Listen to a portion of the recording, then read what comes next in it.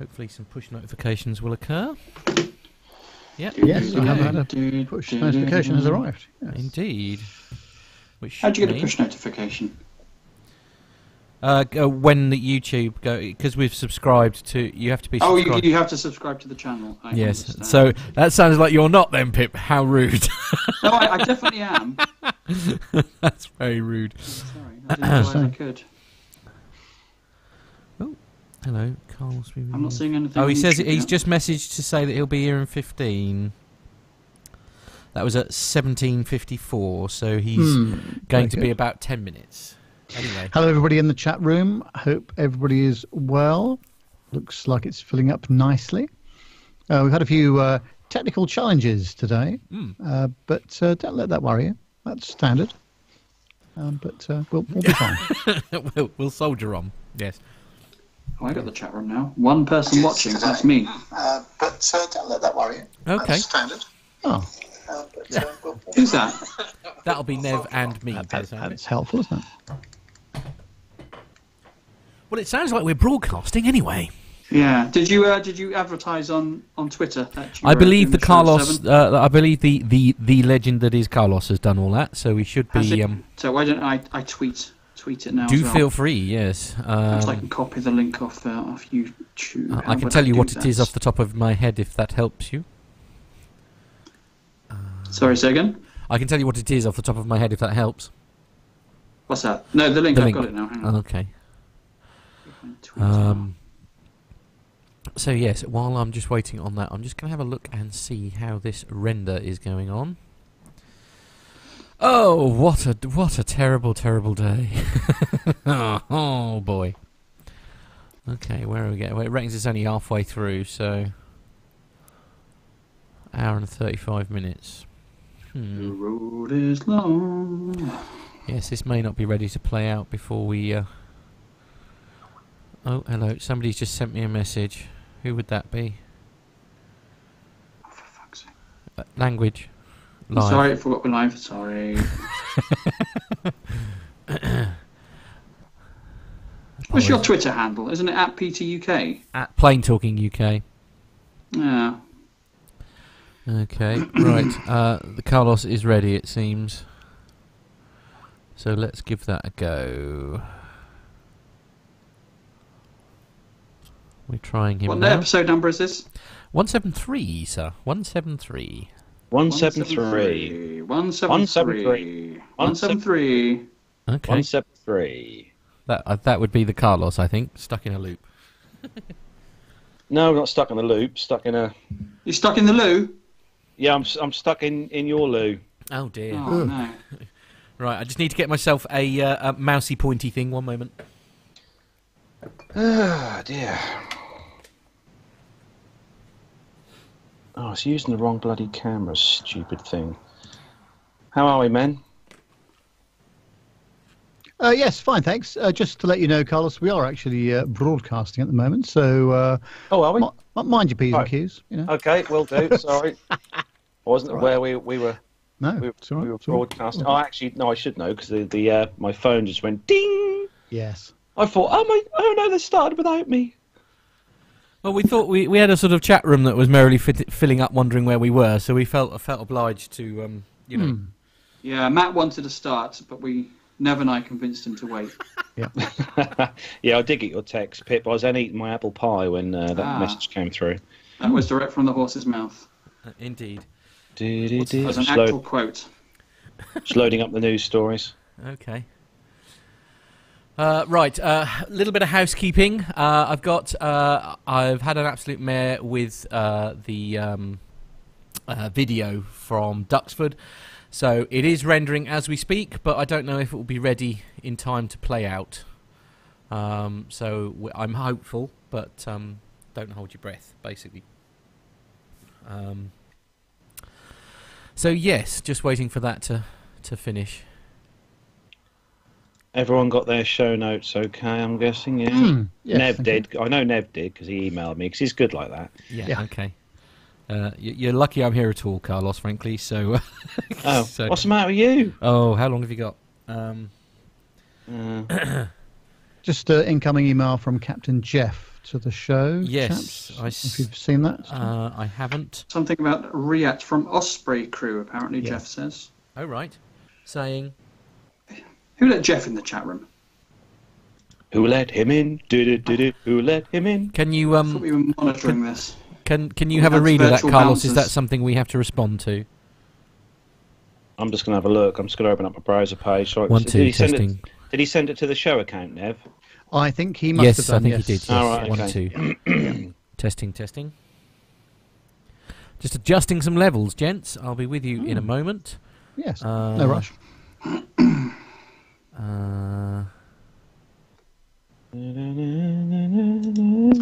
It's Glenn Tower Matt in the Smith chat room. and Neville you Bounds. must be Oh, on Glenn. your way soon, Glenn, mustn't you?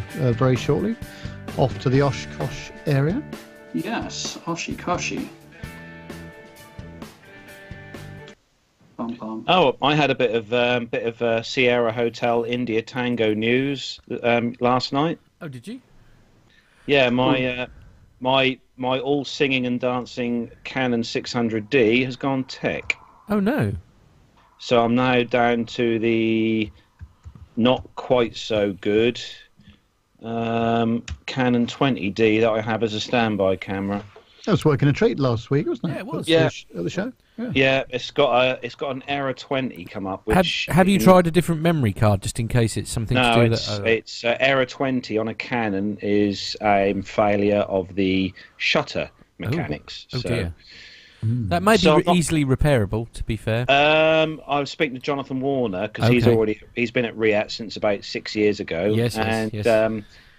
he said he had the same thing with his Canon, and it only cost him 170 quid to put right. Oh, They right. are. Okay. Yeah, so okay, yeah. basically, it's cheaper to go on eBay and And get buy another one. a second-hand Okay, one. Carlos, is it possible to make your camera a little bit further away from you? Yeah, I'll move on here. Hold on. Don't quite know. Hold on, let me just. That's so I better. can see. And can we tilt it down slightly, please? So, for reasons that are best only known to myself, guys, I'm going to need to leave you in charge of the chat room as I am unable to see it. I've had a catastrophic failure with my laptop also, Carlos, which is what's made this so complicated. BSOD, Yes. BSOD, BSOD, Yes, indeed. BSOD. Sadly, with bells on this particular occasion, so I don't think it's easily retrievable this time. I thought you'd. Yes. I thought. Yes. Done lots Okay. of things. Yes. Bravo, Sierra, Oscar Delta. Yes. Yeah. That's the one. Yeah. So, have you had your What's that barbecue then? yet, Carlos? Have I? Was it barbecue time or was it something else? That's tomorrow night. Okay. Yeah, that's after the show. I tell you, it's lovely where we're staying here. It is a very nice part of the UK. Is it? Yes. Okay. They're literally outside the window here. There are moo cows. Moo In the moo. Right. Okay. Is that a scientific term? Is it? Yeah. So I think we're going to have to assume that I'm not going to be able to play the Duxford footage out now, which is a real shame. Did you have some? You had some feedback from Barbara as well. That's got to go out next week, I think, if you read the email okay. correctly. Yeah. Okay. Is someone dancing somewhere? Why are we getting feedback now? Why am I hearing myself? Oh, there we go. It stopped. That's because you'd gone into buffer mode, mate. You'd gone into Minecraft mode, I'm afraid. And now he's not listening. Why can I hear popcorn popping? I don't know what to say. That's really annoying now. I Yeah, think it's somebody with a can of Coke or That's beer. incredibly annoying, Mm-hmm. and I wish nothing but pain for the person who's just done that. Oh, okay. Wow. Just bear that in mind, Pip, hey? That's kind of harsh. Ah, Pip, hello. That is kind of harsh. Yeah, indeed. That's what she Now, said. are there any Skype experts out there? Is there a way of getting Skype to automatically switch when somebody to the person that's talking? I don't know. Yeah. Well, Jeff does it, doesn't he? No, that's that's Hangouts, isn't it? If you look now, right? If you look at your Skype as it is now, Yes. when I'm talking, there's a blue line below me. When Yes. Pip's talking, there's a blue line below him. And when Nev's talking, there's a blue line below him. Yes, I know, but is there a way of it having you as the big picture, and then whenever someone is when someone is talking, it switches to oh really? It switches to whoever it is that's currently talking. So when Nev starts talking, it automatically switches to him. Would somebody like to Google that for me? I would do it myself, but I'm struggling. I suppose the important question has to be this evening, Matt, did you eat your tea that I cooked? I did, last thank you. It was most acceptable, thank you. Right, good. See, even when I'm not there, I feed him. I know, and Gemma even heated it up for me because I was having a bit of a panic. So. Oh, I am missing something. I'll be back in a second. He's not wearing his hat, everyone, and you're not seeing it because I'm not sending any pictures. That's see, I missed. I figured out how to share photos. Oh, this is fantastic. Oh no. I wonder if they can. We're not live in the chat room, are we? Yes, we are live in the chat room. Visually. Yes. Not visually. Video. No, we're not. I wonder. Yes. You'll forgive me if I don't put up any images just in case right now. Well, if this works the way it's meant to, I can just flash up, instead of me seeing me, I can flash up photos. In fact, this is what Nick was doing the other day on an APG, I think. He was just flashing up... yeah, no, it's a lot easier in Hangouts images. to do stuff like that. I bet this works in the chat room. I'm going to find some naughty pictures to put up. No, don't you dare. Oh, yes. It's gonna be, you can't stop me. It's going to be one of those shows, isn't it, today? Yeah, do you know? Do you get that? Yeah, agreed. Yes. Skype auto switch. Yeah, da da da da da da da.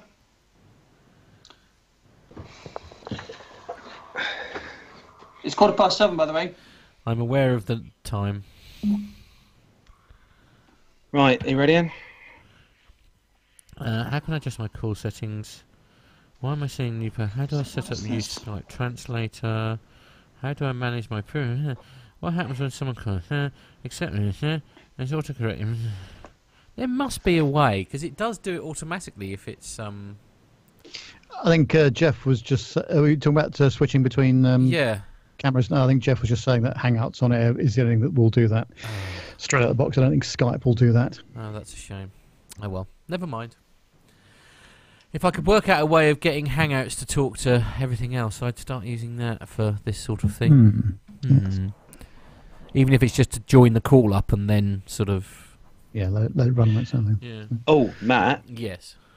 I applied for a job this morning on the way here in the car. As you do. As you do. Because I had the laptop and I had my Wi-Fi tethered on. Right, okay, yes. So I applied for a job. And We I are got an live, interview is that all right? Monday morning. You Nice. what, sorry? How cool is that? I've just got a black screen from you, Pip. Is it supposed to be? Yeah, I'm looking. I'm trying to fix it. I don't know why it's done that. It's because I started mucking around with the photos. They phoned me up straight away and said, "Can you come in for an interview Monday?" Wow. That's good. Shit, what have I done? Language. Pip. Language, Timothy. Right, okay. So, well, if we've got Captain J, I feel obliged that we should start. So, has everybody got the stories up and running? Can you get your camera working, please, Pip? I've got no video. Hang on.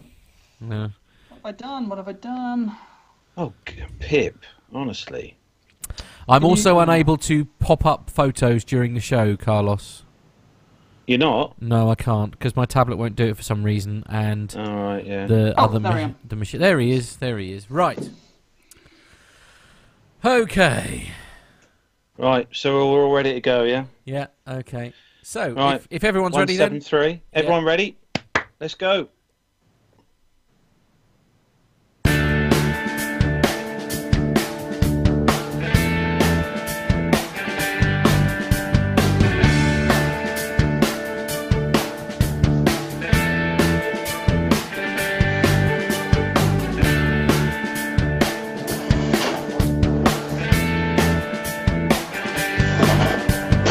You're listening to the Plain Talk. Okay, what happened there? Pip moved his chair. Okay, right. Oh no! Let me turn my microphone off. Okay, we'll do that again, Awfully shall we? sorry. Awfully sorry. It's me and Nev in silence. Dude, come on, here we go.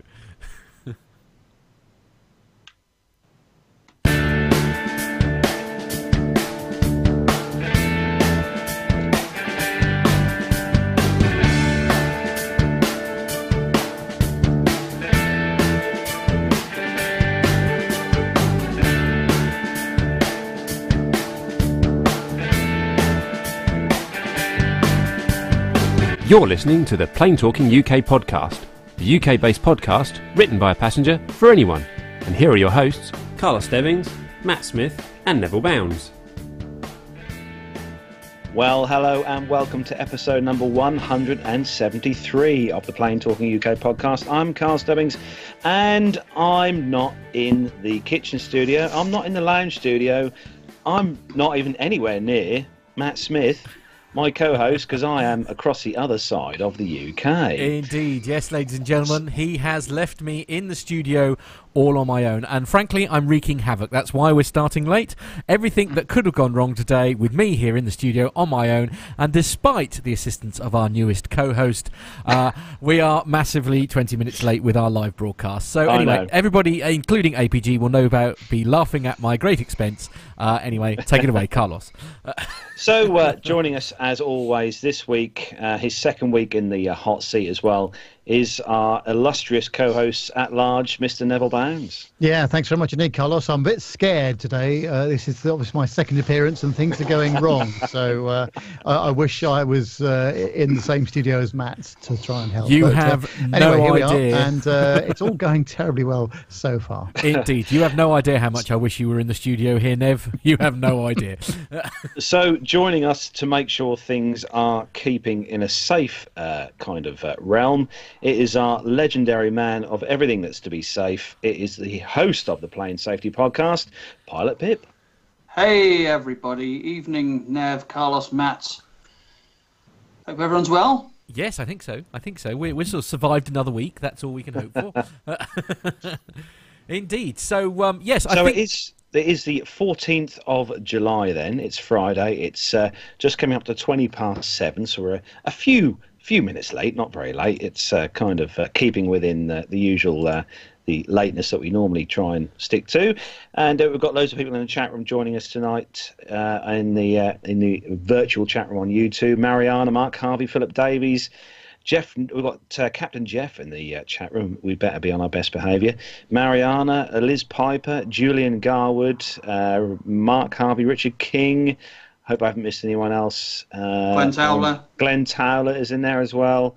My word, we've got it's from Falco 1983. Masha as well is in the chat room as well. Carlos Stebbings. Oh yeah, I'm in there. Yeah, I've got to be in there. Oh, someone called Pilot Pip, he's in there as well. Lane Street and Shorty Crosgrove as well. Hello to you, Shorty Crosgrove. And welcome to everyone who has joined us on the live show tonight. We've got loads of news stories to get through in the show tonight, as well as another legendary segment from Nev on the passenger experience. Any quick sort of tidbits of what tonight's segment's going to be about, Nev? Yeah, well, just continuing the theme of interviewing my industry colleagues, because most of them do fly a lot or have flown a lot in the past. And, yeah, we're just talking about the same old story. Didn't talk too much about British Airways this week, though, I'm pleased to say. But I met up with my guest on Tuesday of this week and in a Starbucks. And, yeah, did a quick interview and then put it in the can and sent it over to Matt. Obviously, other coffee shops can I give a are shout available. out to someone at BA?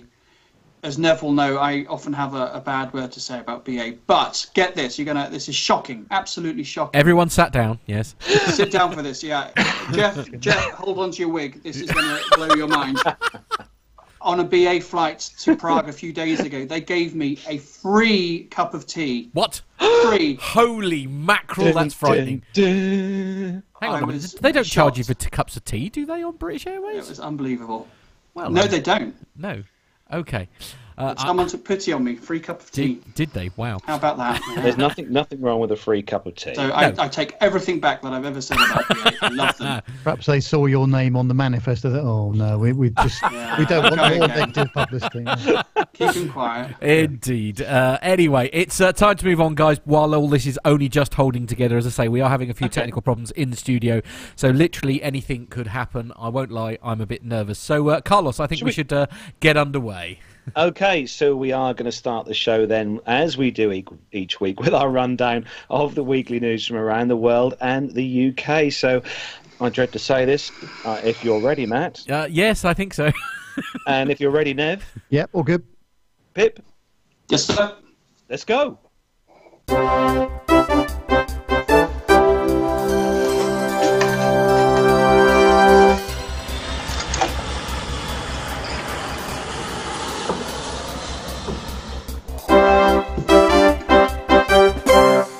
So, kicking off this week's first news story on the UK BusinessInsider.com. And the headline is, "It's War. American Airlines cuts ties with two of its biggest rivals in huge airline dispute." So on Wednesday this week, American Airlines announced its decision to sever its codeshare agreements with Etihad and Qatar Airways, or Qatar, or Qatar, however you want to call it. According to Fort Worth, Texas-based airline Etihad and Qatar were both given notice on June the 29th of its decision to end codeshare flights after the close of business on March 24th, 2018. The cancellation of the agreements, which allow the airlines to sell tickets on one of each other's flights as if they were their own, comes amid tense dispute between US airlines and their Middle Eastern rivals over allegations of illegal subsidies. On Thursday, American confirmed that Qatar intended to continue with its plan to acquire an unsolicited equity stake in the airline. In a statement, American Airlines wrote that in light of our ongoing dispute over the Open Skies Agreement, American Airlines notified Etihad Airways and Qatar on the 29th of June of our decision to terminate our codeshare relationships. Given the extreme strong public stance that American has taken on the ME3 issue, we have reached a conclusion that the code-sharing relationships between American and these carriers no longer makes sense for us. The decision has no material financial impact on American and its extension of our stance against the illegal subsidies that these carriers receive from their governments. It's kind of, it's a bit shocking news, I suppose, really, because this, I thought, was quite a wealthy or profitable code share between, obviously the Middle Eastern three and American. So, either they can go into a boxing ring and fight this one out, or what? I don't know. I mean, they're sort of suggesting that it's sort of not much notice, if you like, has there been sort of fights, if you like, going on in the background? Has there been discussions going on in the background about it? No, I think it's to do with the fact. I think American think that the Middle Eastern three, the big three, Qatar, Emirates, and Etihad. American think that they're getting kind of better deals in certain things. So that's annoyed, obviously, American. So they've decided to, pull the plug. Yeah. Matt, this argument's been going on for years. Really? The Open Skies Agreement started, I think, sort of late 90s, early 2000s. So nothing's really changed since then. Okay. So the big three American airlines have got a bit of a bee in their bonnet about the big three Middle Eastern airlines receiving what they say are illegal state subsidies. Right. Well, it goes both ways, because you could certainly argue that the US airlines and most other airlines in the world receive some sort of state benefits. Yeah. US airlines received all this, what do they call it, Chapter 5, Chapter 7, or whatever it is, protection, so they, didn't make any losses on going bankrupt. Right. Pensions were protected and all of that. So, everyone does it. It's a tit for tat. But I don't know why they're picking on... Well, I do know why they're picking on the Middle Eastern big three, because, as I say, loads of airlines around the world receive state benefits. Malaysian Airlines, China, loads, absolutely loads.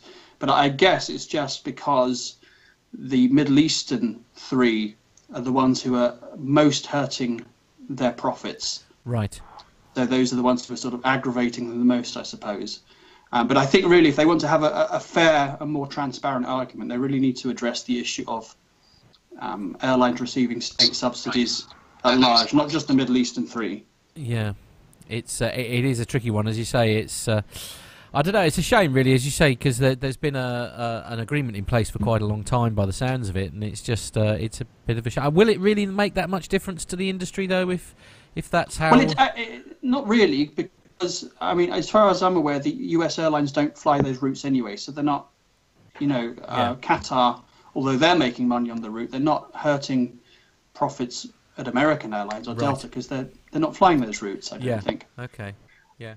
It's a silly argument because you could argue all sorts of ways. The Qatar and Etihad and Emirates, they buy billions of dollars worth of Boeing products. They employ hundreds of thousands of Americans in one way or another. So, to say it's hurting their economy, yeah. Perhaps a bit strong. Maybe not, yeah. Chapter 11. Thank you, Liz Piper, in the chat room. Chapter 11. Well done, Liz. Good old Liz. Always rely on Liz. Yes, absolutely.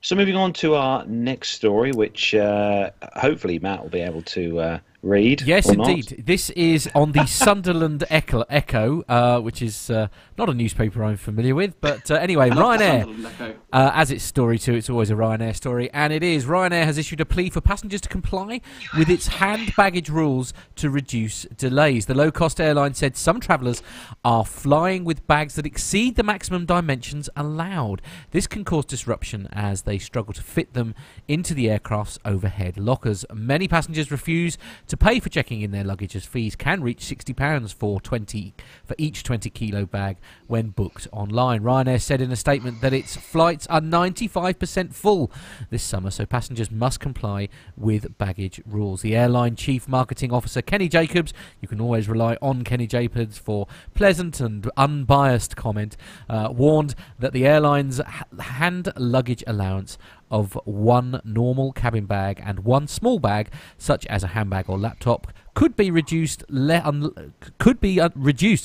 passengers change their behaviour. He said, "We've noticed some customers are bringing larger than permitted bags on board, which can cause delays, and our policy may be reviewed should this practice continue. As we enter the peak summer period with many full flights, we urge customers to ensure that they travel with less carry-on bags where possible. Our aircraft can only carry 90 larger carry-on bags, and our gate agents will rigorously enforce our carry-on policy to avoid flight delays and ensure that enjoyable travel experience can be had for all customers. Any customers who wish to carry on larger baggage are advised to purchase a check-in bag." Well, I have to say, all the last couple of years that I've flown with Ryanair, because I do use them, because they generally tend to work out to be the cheapest airline to fly to Malta on. The last few times we've flown with them, we've had to put our carry-on suitcases in the hold as opposed to the overhead bins, which is not brilliant. But they do ask at the gate, if anyone's got like especially an oversized bag, which they'll charge you more money for anyway. But anyone who's carrying a bag which they don't mind going in the hold, they do put them in the hold for free. Yeah, they do. It's getting more and more regular now. They've got to make up their mind, though. I mean, this was the airline way back that talked about the fact they didn't want checked baggage and, bring it all into the cabin. And now that's obviously clearly not working. It hasn't worked for a long time. So they can't have it both ways, really, can they? The thing that bothers me as well is actually because the people that are getting at the neck are the cabin crew. I mean, and it's not really their fault, is it? I mean, people are aware of these rules and regulations before they go. I mean, I must admit I've only been funny with cabin crew once because I had a wedding video on a hard drive that was not going to go in the hold. I didn't care what I had to do to keep it with me, but there was no way that was not, and it wasn't a detriment towards the cabin crew. It was more my concern as to how my bag would be treated by the baggage handlers, given the precious contents, if you like, that was inside it. And I suppose there are many people who perhaps have that similar argument to what I had about why they wanted to keep their bag with them, I guess. But I mean, I was lucky. I was going to say, Matt, on that kind of note, I mean, how many of us sitting here or there or wherever you are in the studios around the UK have been in the queue for boarding a flight and seen someone with a carry-on that is clearly obviously way too big to be taken on as a carry-on? Because I have, and I'm pretty sure that we all have. We all have, yeah, I'm sure. Yeah. I mean, you kind of accept that people are going to try it on, don't you? But as you say, and these things are clearly way too big to go. They certainly won't fit in the basket, that you're supposed to test the thing with. But anyway, we could talk about this for ages and ages, but I think we should probably move on. So moving on to the next story. This one is a special one just for you, Nev. It's a BA one. And do you remember that BA 777 that caught fire? There was in Las Vegas, a slight engine hiccup there, and very smoky business it was. Well, it's back in service, you'll be pleased to know, and back on September the 8th, 2015. I can't believe it was that long ago. The left engine on flight 2276 exploded in a fireball during takeoff at McCarran International Airport. At about 90 knots, the left engine, the number one engine, yes, obviously, had a catastrophic failure. In other words, it basically exploded, says Keith Mackey, an aviation expert and former pilot. The catastrophe crippled the Boeing 777, which took 6 months to repair at an estimated cost of several $1 million, and the $200 million aircraft finally returned to flight on the 25th of February 2016 and to commercial service a month later. The aircraft has also been assigned a new number for its British Airways travels. It's now known as Flight 2263. And the Boeing 777 has got a registration number of Golf Victor India India Oscar, which allows its flights to be tracked. Yes, we know that. And really? It currently ferries passengers on non-stop flights between London and Jamaica and London and Orlando, Florida. I have actually been on this actual airframe before it had its engine problem, by the way. I went to Orlando on it for a business trip some years ago. But so it's back in the air now, so that's good, isn't it? So it's quite interesting because judging by the amount of damage that was going on, and that fire was well alight for some time, I'm surprised that they've managed to get it as airworthy as they have. But no, it's all good. Somebody must have signed off on it, I guess. That is the one thing. Before we move on to the next story, I just received an email via the old, because the only thing I seem to be able to monitor here in the studio are the podcast emails. And we just had one from Barbara Parrish. She says, help in gridlock. Trying to listen to PT UK on the M25 to keep me sane. Gridlock on the road for 6 hours. Taking me 6 hours to get to the M25 from Nottingham. The M25 is closed from junctions 29 to 30 now. If memory serves, those two, that is Dartford, isn't it? 29 and 30. Yeah. Or Dratford, as I call it. Total bedlam. Help, love, Barbara. So we are thinking of you, Barbara. Good luck with what I can only describe as the nightmare that is M25 on a Friday night. Yes. So moving on, the next story. This one is a special safety story just for you, Pip. Yes. Well, this story I think was inevitable at some point, wasn't it? Just a matter of time. So, a tourist has died after being blown by the jet engines of a Boeing 737 at St. Martin, that famous airport. We've all seen the YouTube videos of people standing on the beach while 747s take off and cause havoc. The 57-year-old woman was injured after the plane took off from the infamous Princess Juliana International Airport on St. Martin in the Caribbean. The airport is known for how low planes pass over the nearby Maho Beach, and the woman was thought to have been holding onto a fence with her family while watching the aircraft take off yesterday. The victim from New Zealand died a short time after being hurt at approximately 6 p.m. The rest is just a quote. Tourists have often visited Maho Beach so they can film planes passing above their heads. Plenty of videos have been posted online show aircraft passing as low as 100 feet. That's a dumb sentence, isn't it? Aircraft have to go low to land. That's just one of the things you've got to do when you outrageous. land. Who'd have thought that an aircraft would have to get near to the ground in order to make contact with the ground to land safely? It's just part of every textbook landing, I'm afraid. There are signs warning members of the public not to get too close to the runway. But everyone does it. It's I'm amazed that there hasn't been a serious incident or fatality before now.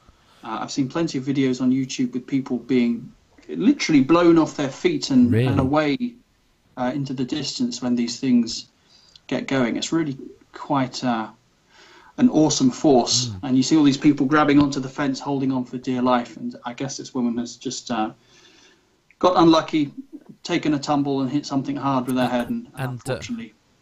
And it is a terrible shame. I've just said that in the chat room. It's a real shame this has happened.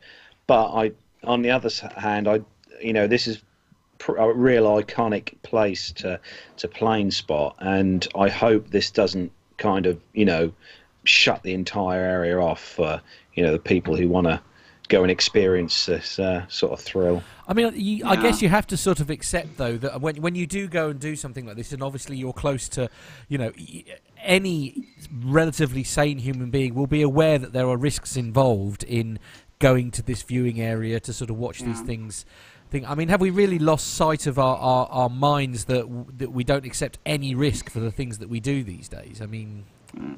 To be fair, though, I wonder just how many members of the general public are aware of just how much force, how much thrust is coming out of the back of, a 747. Yeah, no, fair point. You and I and all the guys in the chat room might be aware of it, but I bet everyone's not. And of course, they've all seen videos of thousands of other people it without any repercussions. So, what's the first thing you do when you get there? You go stand on the beach. You go stand on the beach and watch them come into land. Yes, no, that's fair. I mean, this story was a 737. That this particular aircraft, which was creating this. And that's a 2-engine plane. Yeah. I mean, what if this was a 747? It would have been 4 engines. Yeah. 4 engines as opposed to 2. Yeah. Well, actually, I don't know if Pip's ever flown into Norrköping Airport in Sweden at all, but so. I used to do that route a lot from Copenhagen years ago, and the SAS guys used to run MD-81s, MD-87s out of there, and they need quite a lot of breakaway thrust to actually get the thing going, especially on the heavyweights. And the apron area there is not very big, and all of the passengers were boarding on steps, and actually there was an MD-87 next to us that just used a little bit too much breakaway thrust, and 2 or 3 people on the adjacent stairs as the aircraft turned ended up at the bottom of the staircase. So there's an awful lot of thrust coming out of these things, even at moderate power settings. So imagine something close to takeoff thrust is quite incredible, really. Yeah, I bet. Mariana has actually made quite a good point in here. Can't they watch it slightly to the side of the flight path? Is that not something that can be done? Well, I think the whole thrill is to stand directly behind it, isn't it? Yeah. Well, no, fair enough. Yeah. I must admit, I've seen the videos, but I've always wanted to lay on that beach, on the back with the camera ready and just be flown over by a. Yeah. Come on, what's the first thing you're going to do if you go to St. Martin? Yeah, I know. I'll be right there. But you guys are at least. What I guess what we're getting at here is you guys are at least aware of the risks involved in doing that, and would, as you say, perhaps lie down rather than try and be upright as these things fly over. So, I would be taking ear defenders, goggles, high vis jacket. Yeah.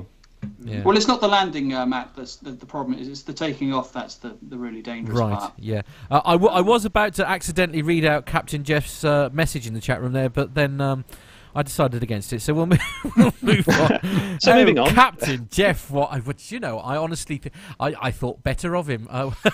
There we are. I'm just gonna go back and read that. Yeah. It's a real shame that I don't have your soundbar here, because that's what she said would be very appropriate right now.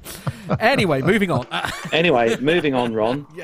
Matt. Yeah. The next story is on here we go, dailystar.co.uk website. Oh, a quality newspaper.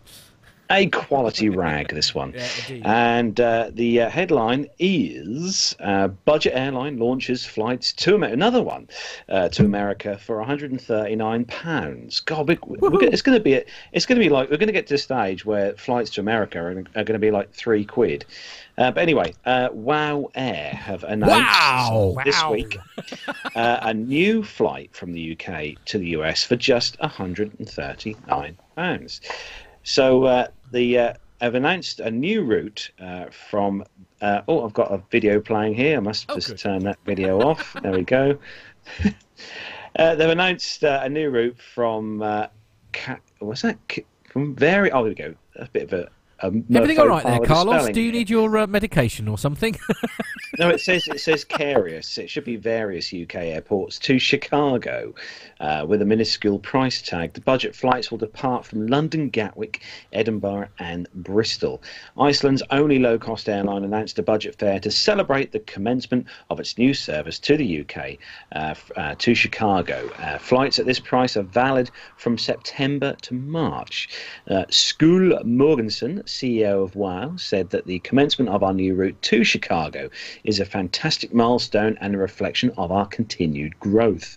Our mission is to provide the cheapest transatlantic fares on the market, and through our latest fares initiative, we continue to deliver our promise, making vibrant destinations such as Chicago viable for travellers wishing to avoid heavy travel costs.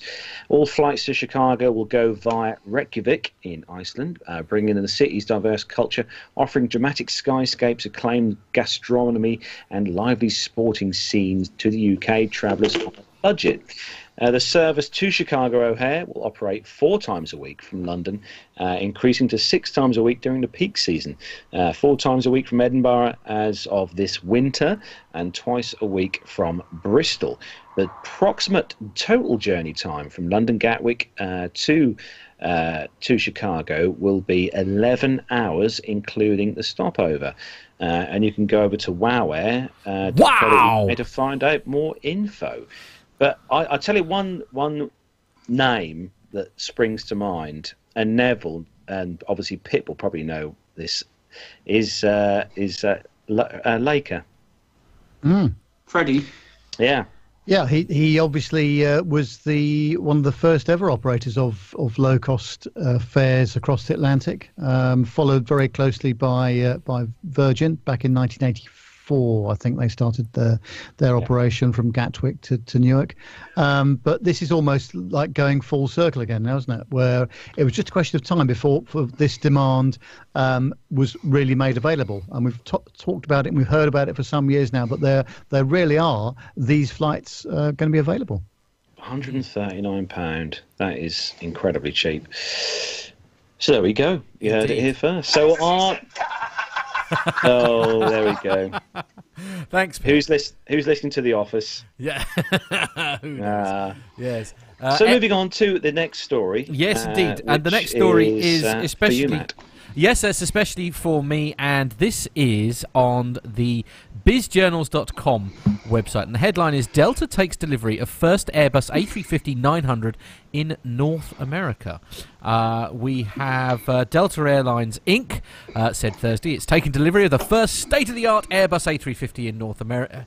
In North American, I think they mean North America, with plans to begin service with the plane on the 30th of October on the Detroit to Tokyo, is it Narita? Narita. Yeah, international route. Delta said that the 306-seat A350-900 redefines the international airline experience. The Airbus A350 sets a new standard of flying experience for our customers, representing years of product innovation as Delta continues to transform into a leading global carrier, said Ed Bastian, Delta's CEO, in a statement. Our new flagship A350 fits well in Delta's long-haul network, combining an exceptional customer experience with strong operating economics and fuel efficiency as we retire older, less efficient aircraft. It's somebody explained to me what the difference is between the A350-900 and other sort of like the, well, not like the Dreamliner, but the A380. What's the difference? Well, the 350-900 is very similar to the Dreamliner, the Dash 9 in size. Okay. Obviously, one's Airbus and one's Boeing. Okay. But I know that much. I think, was it the A350-1000? I think had its first flight a few weeks back, Nev. That's right. Yes, it is. Yeah. And I think it's using again composite technology, so it enables the cabin altitude to be lower than normal. So you'll get off the plane feeling somewhat more refreshed than you would normally. Well, yes, and if the experience I had on the 757-300 is anything to go by, it really can't get any worse, frankly. That we'll never hear the end of that. No, you won't. No, frankly, it was the most... I still maintain that the A350 looks like Zorro from the front. Right, It does, doesn't it? Yeah. Yes, I would show you pictures, but unfortunately I've got some technical problems here in the studio, so I'm unable to do that. Excellent. That's what she said. Anyway, moving on to the next story. Nev, this one is all for you. Is it really? I thought it was for Matt, but there we are. Oh, I've just done it. Matt's just done his one. Oh, he certainly has, hasn't he? Yes. Keep up, Nev. Keep up. I was concentrating on something entirely different, which I really can't tell you about. I don't know. Oh, hello. Do you remember what happens when you've heard about people getting bumped off flights or when they've overbooked? Well, Yes. United Airlines has started a new marketing technique that would compensate passengers who give up their reserved seats in advance, so that the seats could be resold to last-minute travellers willing to pay a lot more for them. And the airline is working with a tech startup called Volantio on the project, which is called the Flex Schedule program. And it works like this. Those who book their trips through the airline's website and who agree to take part could receive a message from United as much as 5 days before departure, asking them if they would be willing to switch to a different flight to the same destination on the same day in exchange for a $250 travel voucher. If they agree, then they would free up a seat that United could then resell to a last-minute business traveller for a much higher fare than the original passenger was paying. The technology would allow United to determine in advance which sold-out flights are most likely to see significant last-minute demand, and thus where flex scheduling would produce the best results in terms of revenue enhancement. This is similar to common practice of avoiding bumping by soliciting volunteers on an overbooked flight to take a later departure in exchange for a travel voucher. The value of the voucher can increase until enough people agree to be bumped. The difference is that the flex schedule would not be used strictly as an overbooking solution, but could be applied for any flight where United thinks it could raise more revenues by reselling seats on fully booked departures. United's thinking is that passengers who agree a few days in advance to change their flights wouldn't have to go through the anxiety of a last-second overbooking auction at the airport and would still get to their destination about when they planned, all from the comfort of their home or office. And the last-minute bookers would be able to snag a seat on the flight they wanted if they're willing to pay for a last-minute fare. The concept would obviously only work on routes with significant business travel demand and with enough flight frequencies to accommodate the passengers who agree to be rebooked. In an earnings conference call this year, United President Scott Kirby said that the airline was selling out its flights too far in advance with too many discounted fares and needed a way to make more seats available for higher paying business travellers who book close to departure.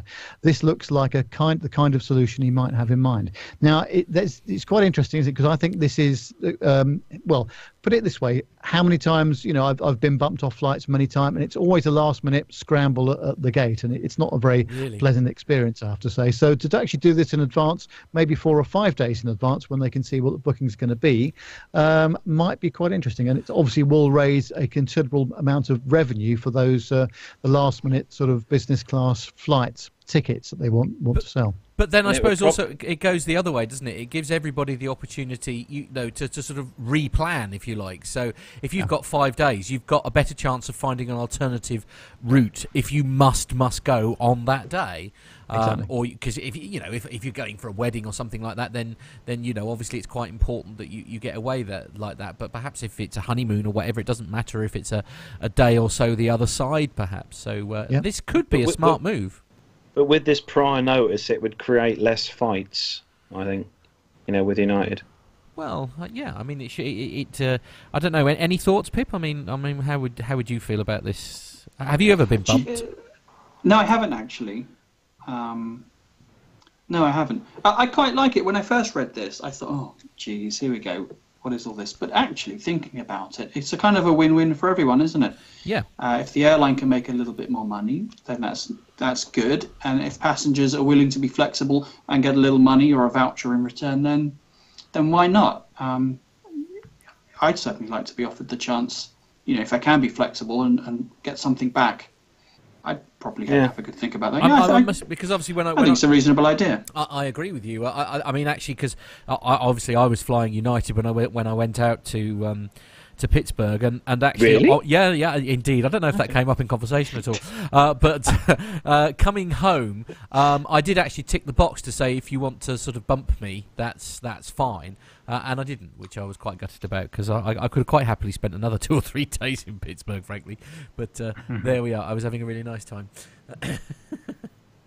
So moving on to the next story. This one is Pips. That's me. This one, airliner nearly lands on other planes at San Francisco International Airport. Ooh, are we sure Harrison Ford wasn't flying? No, that was going to be my joke. I'll get your own jokes, Matt. No, absolutely not.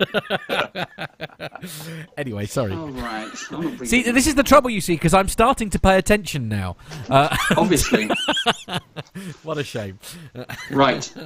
The pilot of an Air Canada plane carrying 140 passengers made a last-minute manoeuvre to avoid landing on a taxiway at San Francisco International Airport, where 4 passenger jets were lined up to take off.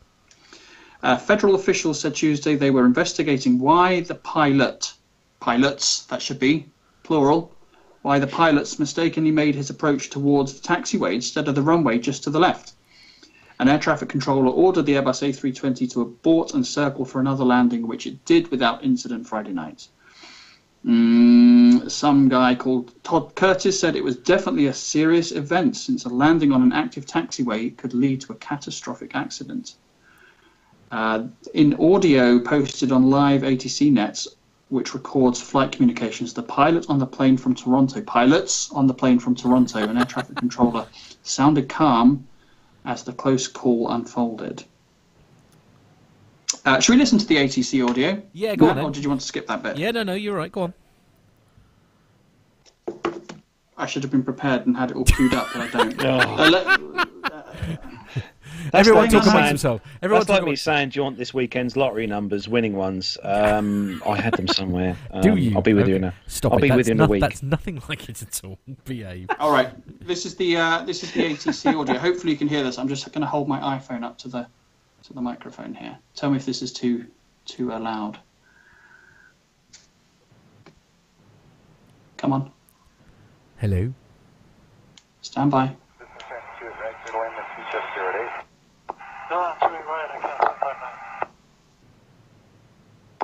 And Tower, just want to confirm this Canada 759, we see some lights on the runway there. So runway, can you confirm the clear to land? Canada 759 confirmed clear to land, runway 28 right there is no one off to it right side, yes. Okay, Canada 759. How's this guy going? He's on the taxiway. Huh. Air Canada go around. In the go around, Canada 759. 759 looks like the lineup there. Flying 280, climb maintain 3000. Heading 280, 3000, Canada 759. United 1, Air Canada flew directly over us.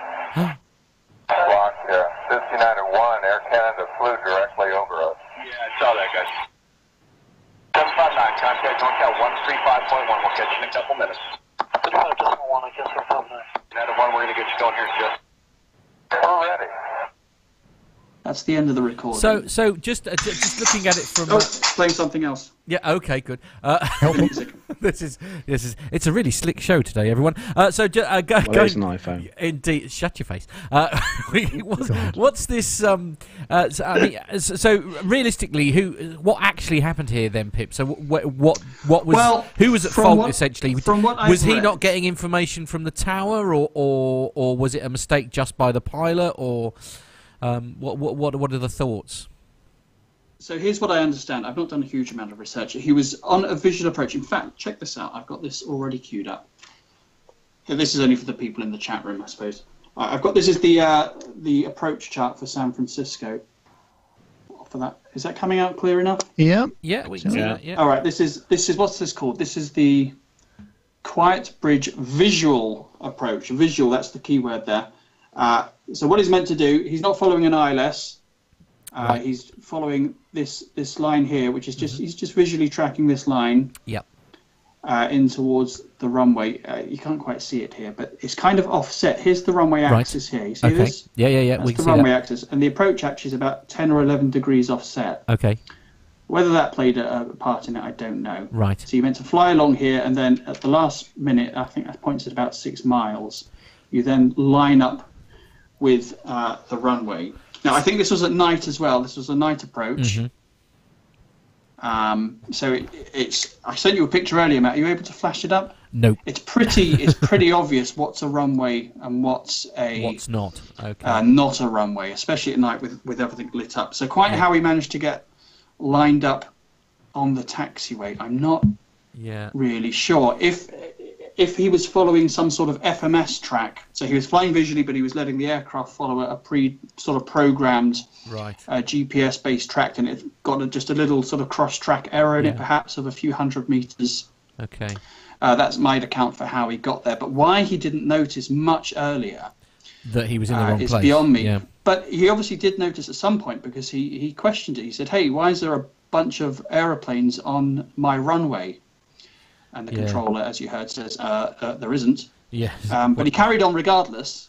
Right. So I guess there's a lot of human factors issues cropping up here. Maybe they were fatigued. Yeah. I think it was about midnight, which was probably much later for them coming from Toronto. I think they were, which is 3 a.m.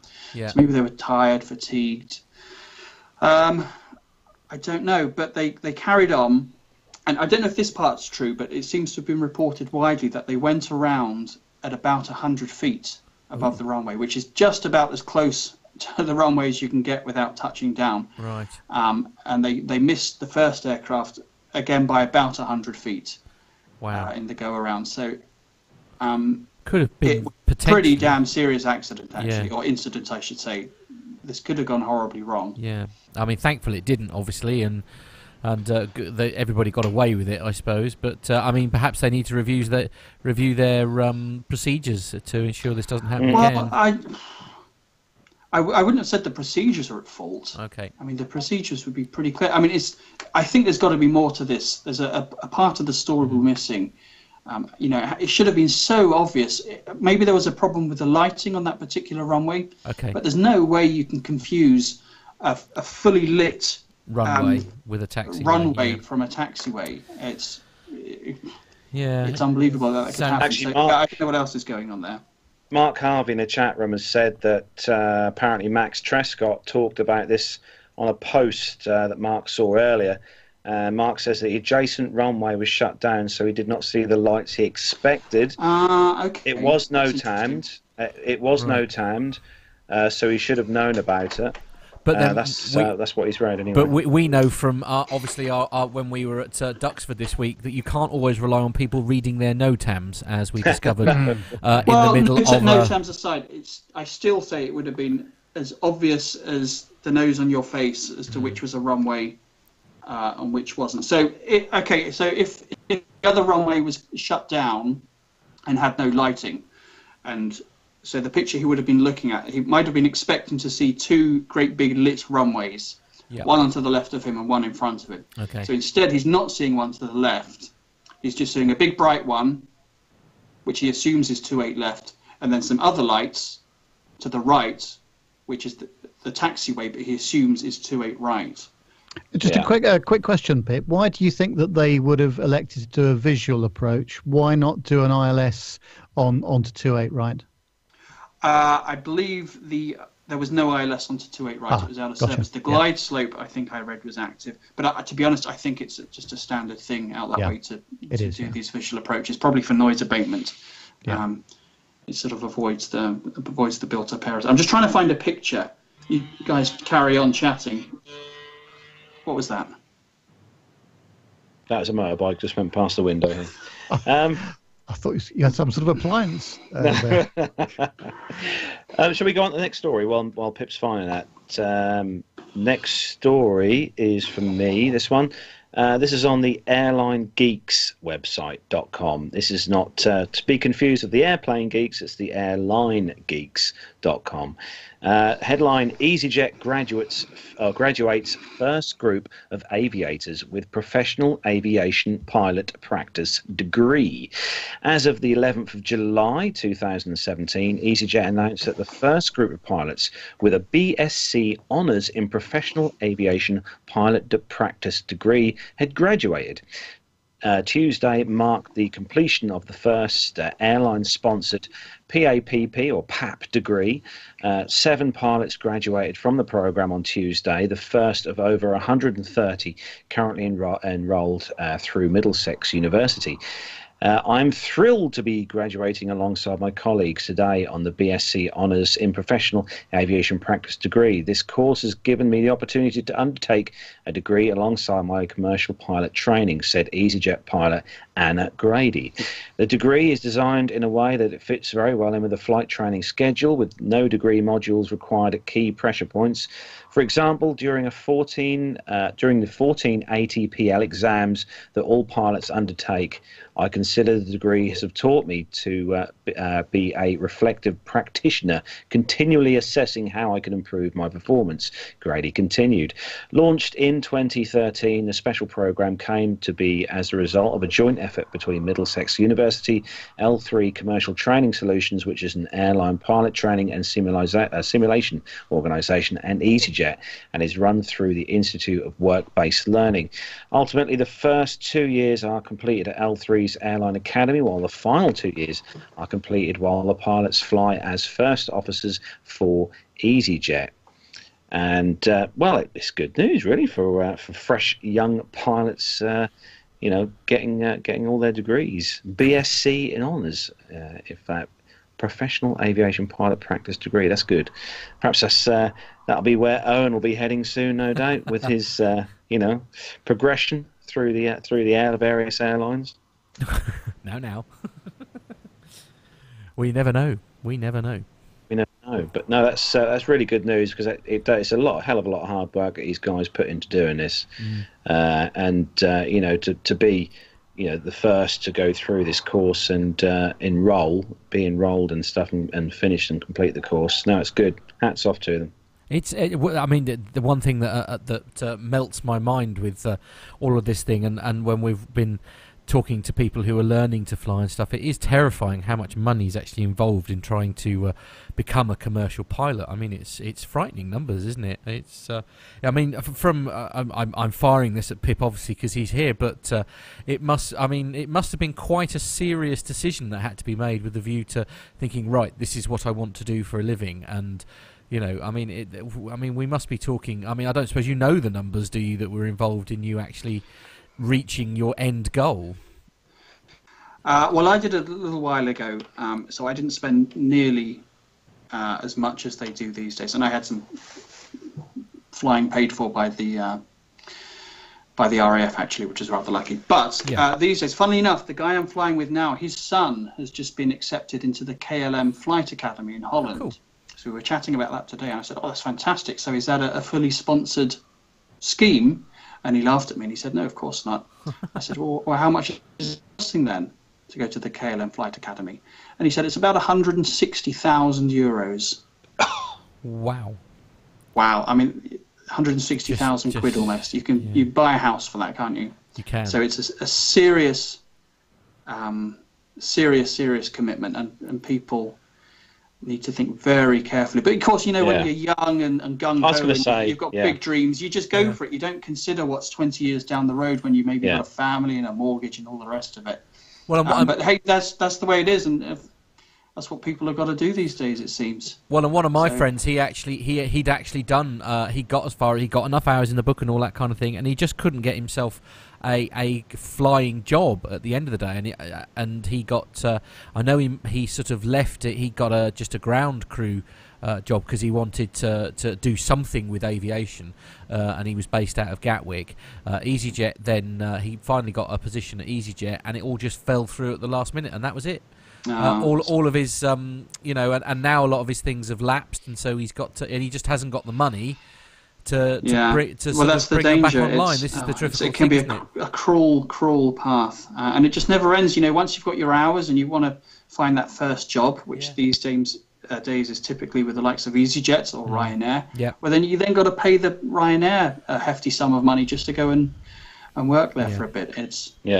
It's a crazy old game, but I see just today Ryanair again pleading for new pilots. They are offering more and more sort of incentives to go and work for them. So maybe things are slowly turning around here in Europe. They already did in the States because they got a big pilot shortage. Yeah, I they keep mentioning this. They keep mentioning this word pilot shortage. And, as I say, without a doubt, there is a pilot shortage. It's just various parts of the world are a bit more proactive in tackling it.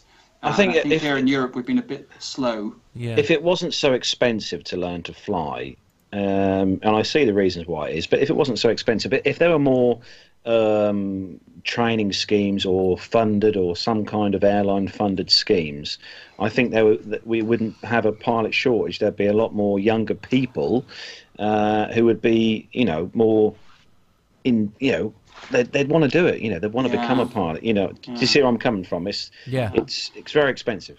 I think those days have gone.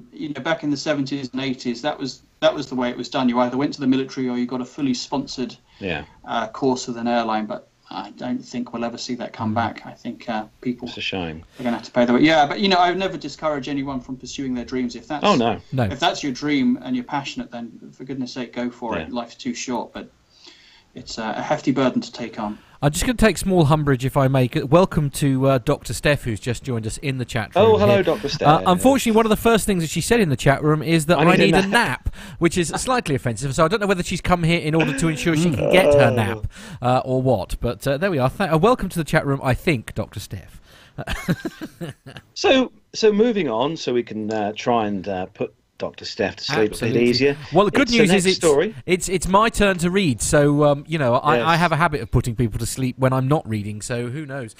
This is on the Outlook. Actually, this story is specially for Dr. Steph. Is it? Right, okay. I love this story, by the way. IPA connoisseur. Okay, right. So this is on a slightly odd website. Behave. The Outlook India website, and the headline is Australian plane passenger checks in can of beer. This guy's done it, and he's won the internet for the day, so we're happy to move on, a spokesman said in a statement to the BBC. So this is in Melbourne. This took place on July the 12th. A beer-crazy Australian man has successfully checked in a can of lager as his only luggage on a domestic flight, but the airliner hopes others will not follow his prank. For a laugh, Dean Stinson, a data research analyst, checked in the can of Emu Export. That just sounds horrific. Lager on a Qantas flight from Melbourne to Perth last Saturday. The can arrived tagged and unopened as the first item on the baggage carousel at Perth Airport after a 4-hour journey from Melbourne. There was no luggage out yet, but everyone was milling around and had their phones out, so I was pretty sure that I knew what was going on, he told the news website Unilad. Stinson said he and a friend had come up with the idea as a joke. The airline Qantas said it did not encourage other travellers to follow suit. This guy's done it and won the internet for the day, so we're happy to move on, a spokesman said in a statement to the BBC. The airline does not charge an additional fee for checked-in baggage, the report says. Now, it's yeah, wow. It's this different. Had to be your it's story, different. Matt. Thanks. Yes, it's a different story. I'll give you that. Oh boy. I don't know what to say to that, really. Apparently, Dr. Steph said she might try this tomorrow. Right. Okay. Okay. Oh no. Brace yourselves, everyone. They're talking about food in the chat room again. Uh-oh. No. Abort. Okay. So moving on to the next story, which isn't beer related. No. Nev, this one's for you. Yes, you know that Beluga aircraft that Airbus have got, this very chunky-looking thing which ferries Highly attractive. Yeah, parts absolutely. around. Yeah, it's not the most It attractive. looks like a aircraft I've ever seen. dolphin, honestly. Excuse me. Well, Actually, we saw it. It was actually at Toulouse when myself and Owen went there. We actually managed to get some photos of it. I've seen it a number of times up at Horden. Wow. Up at Chester. Yeah, It's a regular visitor there. Yeah. Yeah, I think it's a nice aeroplane. Well, that's as maybe, but Stelia Aerospace, which is a subsidiary of Airbus, last week delivered the first upper fuselage section for the developmental Airbus Beluga XL, the planned successor to the Beluga 600 XT, based on the A300-600 platform, which is getting on about that aircraft, that's for sure.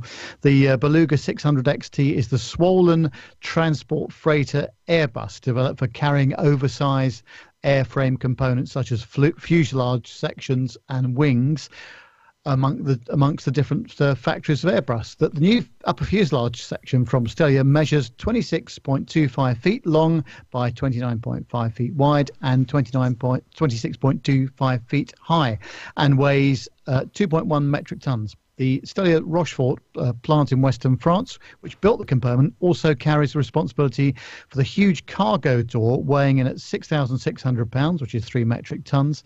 And one of the Tier 1 suppliers of the program, Stelia Aerospace, also produces the nose section, including the cockpit, and German company De Hard Aerospace makes the central fuselage sections, and Spain's Aeronova produces the aft sections.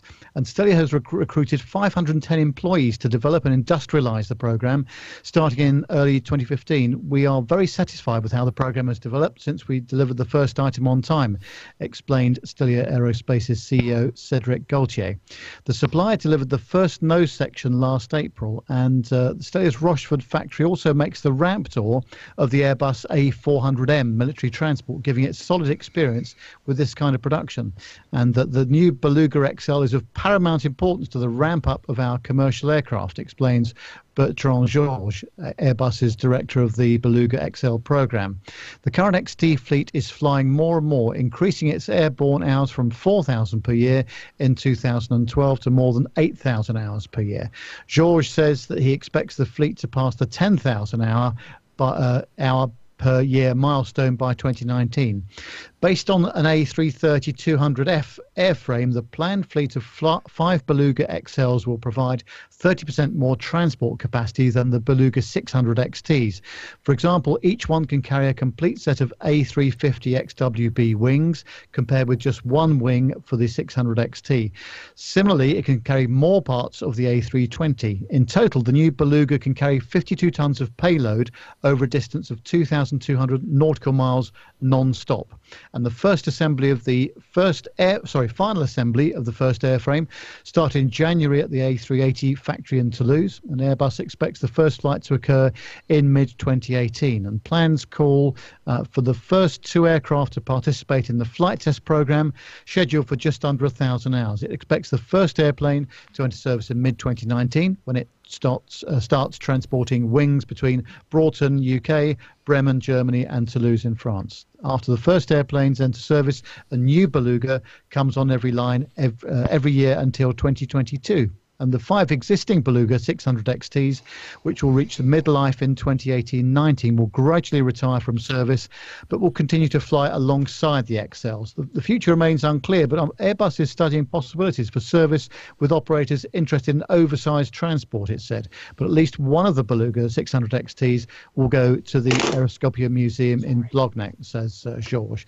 And obviously this is a huge aircraft, and obviously the payload of 52 tons over that kind of distance is massive, isn't it? I mean, it was sort of, when I saw it, actually, because it was sort of parked quite near other ordinary aircraft, and the actual length and things wasn't really that much different not massively different, certainly from the perspective that I had from the actual airport, and it was over by the Airbus factory where I saw it, and it was kind of a little bit. It was the height, really. It was so obviously much taller than anything else that I'd ever seen. It's the width and the height, really, that it's got going for it. Yeah. That is what she said. Indeed. Okay. Pip, I think the next story is with you. Excellent. Just pause for dramatic effect Okay, good. whilst I find it. Okay, this is all about noise. Okay. Specifically noise at Stansted Airport. Ah. And this is from... There isn't anybody that lives near the website. airport, is there? Oh, the East Anglian Daily Times. Oh. My favourite. My East Anglian newspaper. I love my it. local I love rag, it. yeah. Noisy night flights from Stansted Airport will be tackled in a new crackdown, a government minister has pledged. Transport Secretary Chris Grayling has outlined a series of measures to reduce noise at Stansted, Heathrow and Gatwick airports. These include new quotas, on the number of flights. Mr. Grayling said in a written statement to Parliament, "I'm fully aware noise is a major concern for those living near these airports, and that night noise is widely regarded as the most disturbing impact of aviation. While advances in new technology mean aircraft are generally getting quieter, the limits governing night noise at these airports has not kept pace with the developments. The new rules we're publishing today will encourage the use of quieter aircraft at all three airports by reducing the amount of noise these airports are legally allowed to make, and will give local residents a 5-year guarantee about the level of noise that they will be exposed to." Mr. Grayling also pledged to do more to incentivize it. Oh, help me out, someone. Forget it. You know that word. Yeah, yeah, absolutely. Yeah. I haven't actually got the story up in front of me. So. No, indeed. I'd love to be able to help you, but no, it's... Incentivize. Okay. Is that even a word? Incentivize. Yes, they're making it up as they go along, I think. That's a difficult word, that one. Indeed. Yes, that word, the industry to invest in quieter aircraft. Martin Peachy, noise advisor for Stop Stansted Expansion, said he needed to look at the proposals in detail. However, he added that the overriding wish of the campaign group was to see a progressive overall reduction of night flights. He says, "The flights are very noisy, especially at night, and in that area where we enjoy quiet ambient conditions at night." Yada, yada, yada. The story goes on a bit. Yeah. So kind of a bit general, not much detail there as to exactly what they're proposing. Just some sort of general political waff. I mean, to appease the local electorate. I wasn't really that aware that. I mean, you hear of these things about sort of Gatwick and Heathrow, especially. I mean, these things are mentioned on quite a regular basis, aren't they? But I must admit, that's the first time I've heard anything about. It's the first time I've heard anything really about Stansted. Yeah, to be honest, I think Stansted is probably more. They've got a night curfew at Heathrow, so generally things stop at about 11:30 and don't start again until 6 a.m. But I think Stansted goes through the night because they receive a lot of night freight operators in there. Yeah. But then, having said that, there's not so many people living around. The population around Stansted is not quite what it is out in West London or perhaps down around Gatwick. But yeah, still, it's the same old stuff. Quieter aeroplanes, less flights, but it'll never. No. It'll never If you stop. if you buy a house near an airport, then you've got to expect a bit of noise. Yeah, you have really. That's the way I see it. Yeah, I suppose it's. I mean, you could argue maybe that some of these people have been living at this, have been living in the area for a long time. And it's only really recently because there's a lot more flights now going into Stansted. So perhaps it wasn't so much of a problem before, and now it is. Maybe I don't know what the answer is. It's a tricky situation. It's a sad situation. Well, that is true. So anyway, ladies and gentlemen, that is where we bring the commercial segment to a close. Now, bad news, podcast fans, because we actually have to say goodbye to our main man, Mr. Carlos Stebbings. He's got to disappear. So I know. I am very sorry, guys, but we're being very, very kindly hosted by a lovely couple here, and they've agreed to take me and Father out for a few bevies in the local brewery. Indeed. So okay, so we expect lots of tweets, please, of you going to the pub, which none of us are able to do because we're doing your show for you. But anyway, there we are. How rude. Yes. Everybody say goodbye to Carlos then as we let him go away. Take care, Carlos. I'll be back on full form next weekend. Don't forget. And yes, indeed. Thank you, Pip. Can I just say before I do go, guys, can you make sure, please, that Matt sticks to the show notes? I don't even have them in front of me. There's no chance. Can I just say, Nev, you're in charge. Nev. Yeah. Okay. Well, leave it to me. Yeah. If we're flying an aircraft now, Nev, I would be saying to you now, Nev, you have control. Okay, right, fair enough. Yeah, okay. On the second show, right? Well, we'll see about that. No pressure, then. Yeah, absolutely. I'm very disobedient, Nev. You're in for a treat. Yes, absolutely. Thank you very much, guys, for carrying on without me. But I shall be back on full form next weekend, and I shall also be sending regular updates, hopefully in tweets from Riyadh tomorrow. Before I go, if anyone's going to Riyadh who's watching the show right now, I know Tony S, Dan Hannington, you're both in the chat room, so I'll see you guys tomorrow at the show. If anyone else who's listening to the show now live is going to be at Riyadh, send us a tweet to the show. You know where we are, and hopefully I'll see you all at the show tomorrow. Indeed. Cool. Hey, look, before you go, what have you seen today, Carlos? Did you see the Phantoms arrive? No, because I was driving here from East Anglia, Pip. Yeah. Oh, have you not seen anything today? No. All I saw today on the way up here was a EC135. Oh, that's not that exciting, is it? Indeed. No. Yes, indeed. Anyway, we better let you go, mate. So, right, take care. Thank you. I'll speak to you soon. Yeah, have a good time at Riyadh, Matt. Take care. Bye-bye. Bye. See you guys. Bye. Bye. Okay, and there he was gone. Right now, chaos, everyone. Let's see how much trouble we can cause. Okay, so while we're in this particular frame of mind, what we're going to do then, if that's all right with the legend that is Nev, is I think it's time for your little segment. So if you perhaps like to introduce it for us.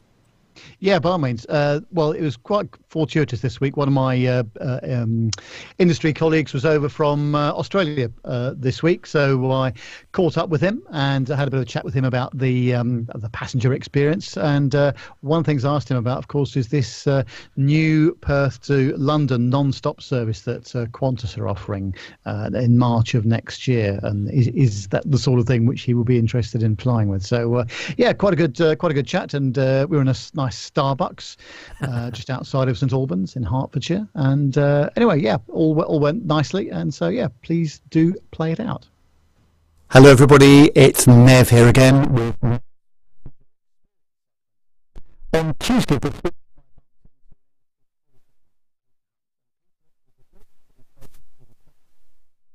he's lived there for many years, and he travels all around the world on business.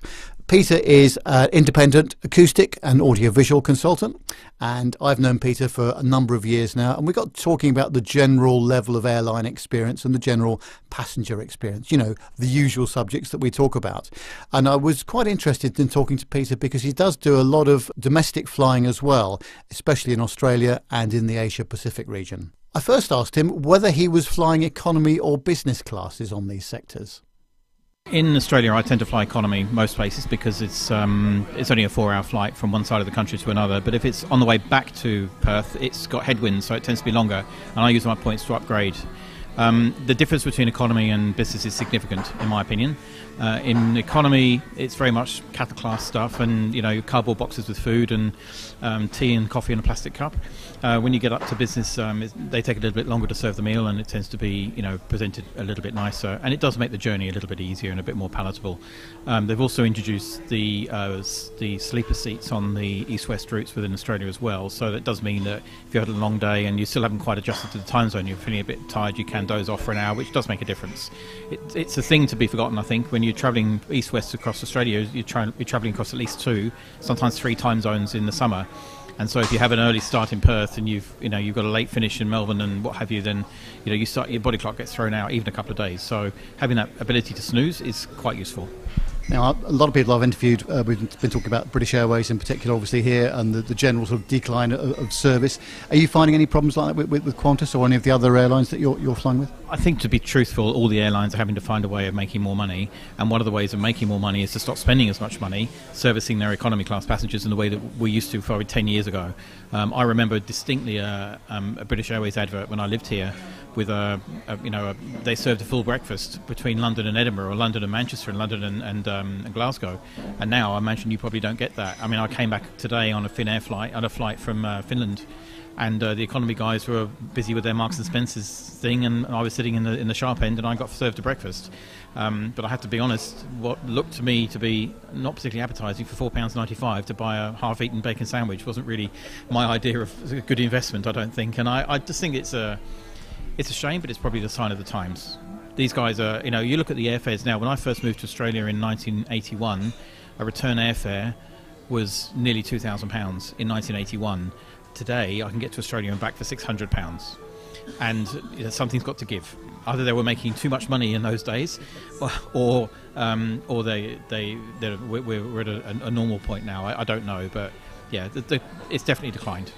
Now, obviously, you can't normally do Perth to Heathrow in one hit, so you've got to stop off somewhere, Singapore, Hong Kong, or Dubai, all sorts of different places. But of course, next year, March 2018, Qantas are launching their Dreamliner 7879 service from Perth to London non-stop. Is that the sort of service which would be of interest to you?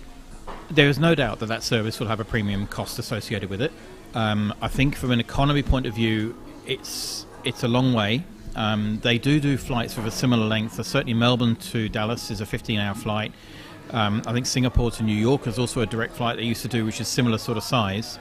This is not the first time that flights of that duration have been done, but it is the first time that they've linked Australia and the UK together in a non-stop service. I have to be honest, the Queen did it when she visited for Chogham in 2012. She had a 777 which was loaded to the gunnels with fuel, and off it went in one direction, and it didn't stop on the way.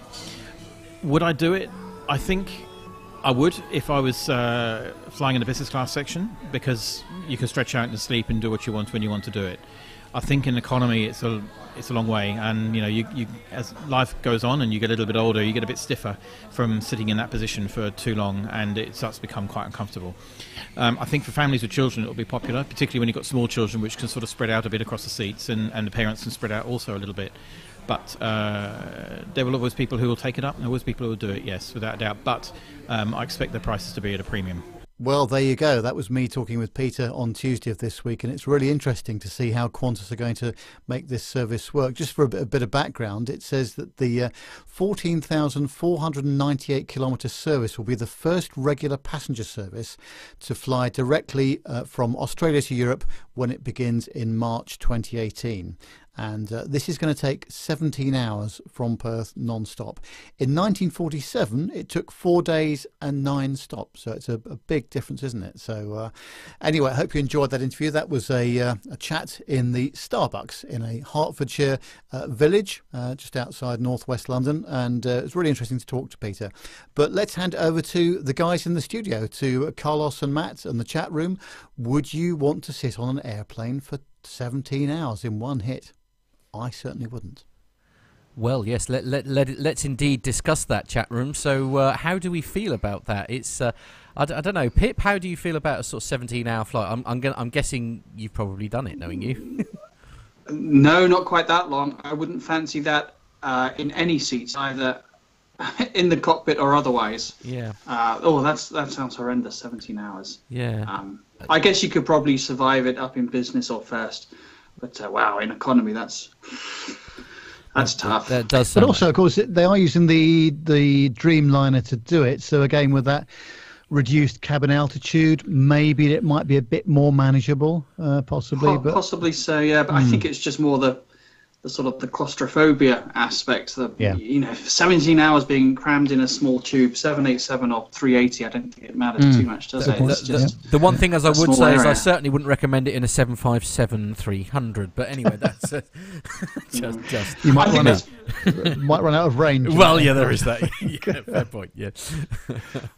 That's a really lovely comparison, though. Nev, you mentioned there that back in 1949 it took 4 days and 9 stops. How far we've come. I remember my granddad telling me stories of when he was in the army, having to get down to Malaysia on these wacky old aeroplanes, and it taking a week and a half to get there via Aden and Timbuktu and Antarctica and the moon and everywhere else.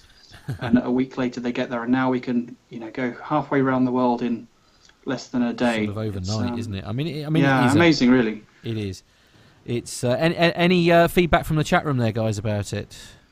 They're talking about food and drink again, I'm afraid. So they're not interested at all. No, okay, fair enough. Okay, so we're just going to take a very... Chat room, are you still there, chat room? Yeah, who knows? We're just going to take a very quick break. We'll be right back after these quick messages. Find this and other great shows at the Aviation Media Network. TheVoicesInYourHead.com.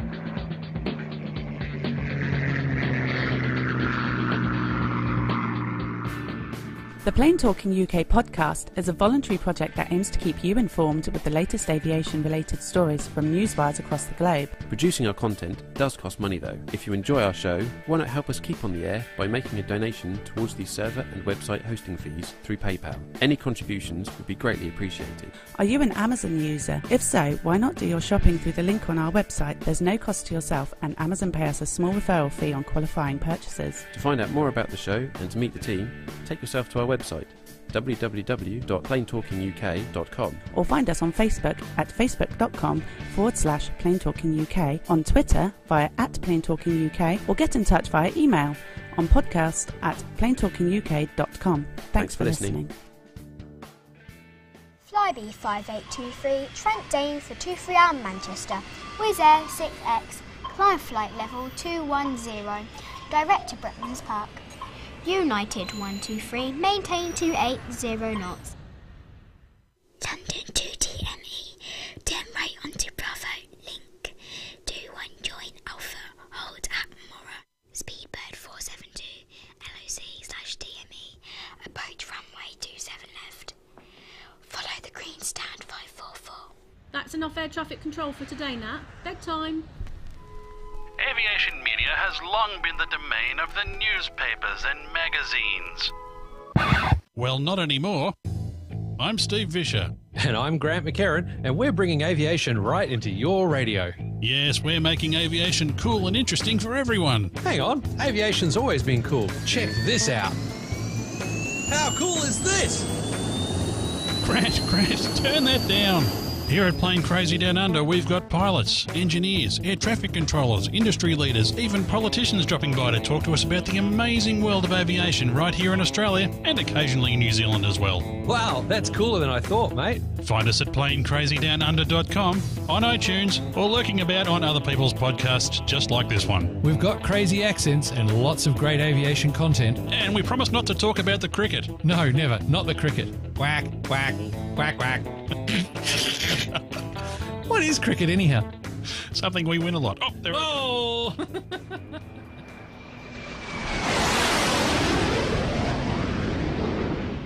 Well, whilst we were on our little break there, they did finally mention a couple of things of note, shall we say. Lane Street had one great idea, was that you drink for 4 hours, sleep for 4 hours, repeat, and you're almost there. That's certainly one option. Mark Harvey, always very helpful. Did someone hear something? There was this weird, strange buzzing. So, yeah. They're talking about actually Glenn Towler, one of the regular listeners to the show.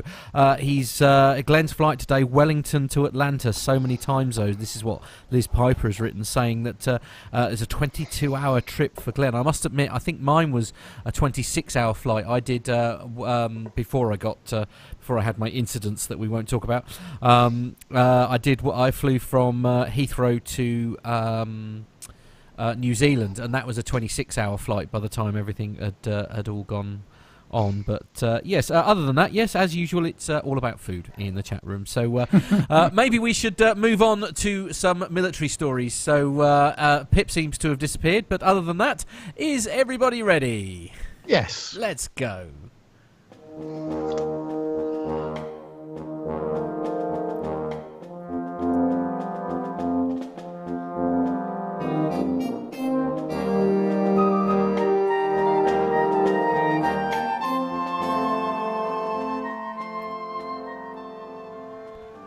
Liz was actually saying that Glenn, he leaves on Saturday, but he also arrives on Saturday, which is quite clever. But anyway, yes, so we'll go straight on to the first story. I'll take this one, if I may. This is on the Royal Air Force website, and the headline is Defence Secretary announces new maritime patrol aircraft squadrons. So the Defence Secretary announced the numbers of the UK's 2 new maritime patrol aircraft squadrons and the first commanding officer on Thursday the 13th of July 2017. 9 new PA-8 Poseidon maritime patrol aircraft will be operated by number 120 Squadron and the number 201 Squadron from RAF Lossiemount in Moray. 120 Squadron was the RAF's highest scoring anti-submarine unit in the Second World War with 14 kills. 201 Squadron can trace its origins back to the formation of the number 1 Squadron, Royal Navy Air Service in 1914. Wing Commander James Hanson will oversee the formation of the 120 Squadron with from April 2018. 201 Squadron will form in 2021. The aircraft's key role will be to help protect the UK's submarine deployed nuclear deterrent and its 2 new aircraft carriers. The UK government is investing £3 billion over the next decade in its maritime patrol aircraft capacity. Defence Secretary Sir Michael Fallon said, "Our 9 new Poseidon aircraft are part of our plan to monitor and deal with increased threats to our country. They can operate at long range without refuelling and have the endurance to carry out high and low airborne, maritime and overland surveillance for extended periods, keeping us safe. The P-8A aircraft will allow us to work more closely with our allies, improve our surveillance coverage, and will provide value for taxpayers' money." The Chief of the Air Staff, Air Chief Marshal Sir Stephen Hillier, said, "Today is an important milestone in the P-8A Poseidon programme, which will bring to the Royal Air Force an unrivalled maritime patrol capacity. The advanced state-of-the-art sensors aboard the P-8A will provide global protection to UK, NATO, and our allies' submarines and warships, and enhance and complement the UK's standing search and rescue responsibilities. It's also a great pleasure to welcome back 120 and the 201 Squadrons. Both have long and distinguished records serving in the maritime role, and together they will help forge the next generation Royal Air Force." So, yes, very exciting news for RAF Lossiemouth. As I say, they're welcoming 2 new squadrons, which is great news. So, anybody know anything about the P-8A? No. Sorry. Okay, fair enough. Pip, do you know anything about it? This is where we need Jonathan Warner, isn't it? We did. I'm pretty sure we saw one at RIAT last year. Yeah. And I think there's a movie named after it as well. Right, the Poseidon event, yes, okay, indeed. But that's about it. But this is long overdue. The UK's been without effective anti-sub capability for years now, since we prematurely got rid of the Nimrod. Yeah. Which was a crazy decision. We got rid of it. And the Nimrod, although it was an old aircraft, it had some of the best available anti-sub kit in it. It was absolutely first rate, and from what I understand, we sold it all to the Americans, and 5 minutes later realised we didn't have any anti-submarine stuff, and then started renting it back from the Americans at twice the price we sold it for. Of course, yes. That sounds very British. Yes. Another stunning deal from our UK government. Excellent. How long do you think that we could have kept the Nimrod going for in terms of parts and spares and that kind of thing, Pip? Oh gosh, it's a good question. I think there's a will, there's a way, I suppose. I think that the RAF has a pretty long and distinguished history in keeping aircraft airborne years past their sell-by date. Yeah. I mean, for goodness sake, we were still flying the Shackleton until not so many years ago. And Mark Harvey has very kindly said in the chat room to help me out here. He says it's based on the 737 maritime reconnaissance replacement for the faithful Nimrod, which is what you were just saying there. But yes. It's in which case, yes, the 737. I remember now. We definitely did see one at RIAT, and we interviewed the pilots, I think, if I remember correctly. We probably did. Yes. I wish my memory was better, but yes, there we are. Nev, if you could take the next story, please, I would be most grateful. Yes, this is from Flight Global, and it talks about the fact that the US Air Force investigation blames a Lockheed Martin F-35 engine fire last September at Mountain Home Air Force Base, Idaho, on strong tailwinds, according to an accident report released by the service this week. Winds as high as 30 knots blew during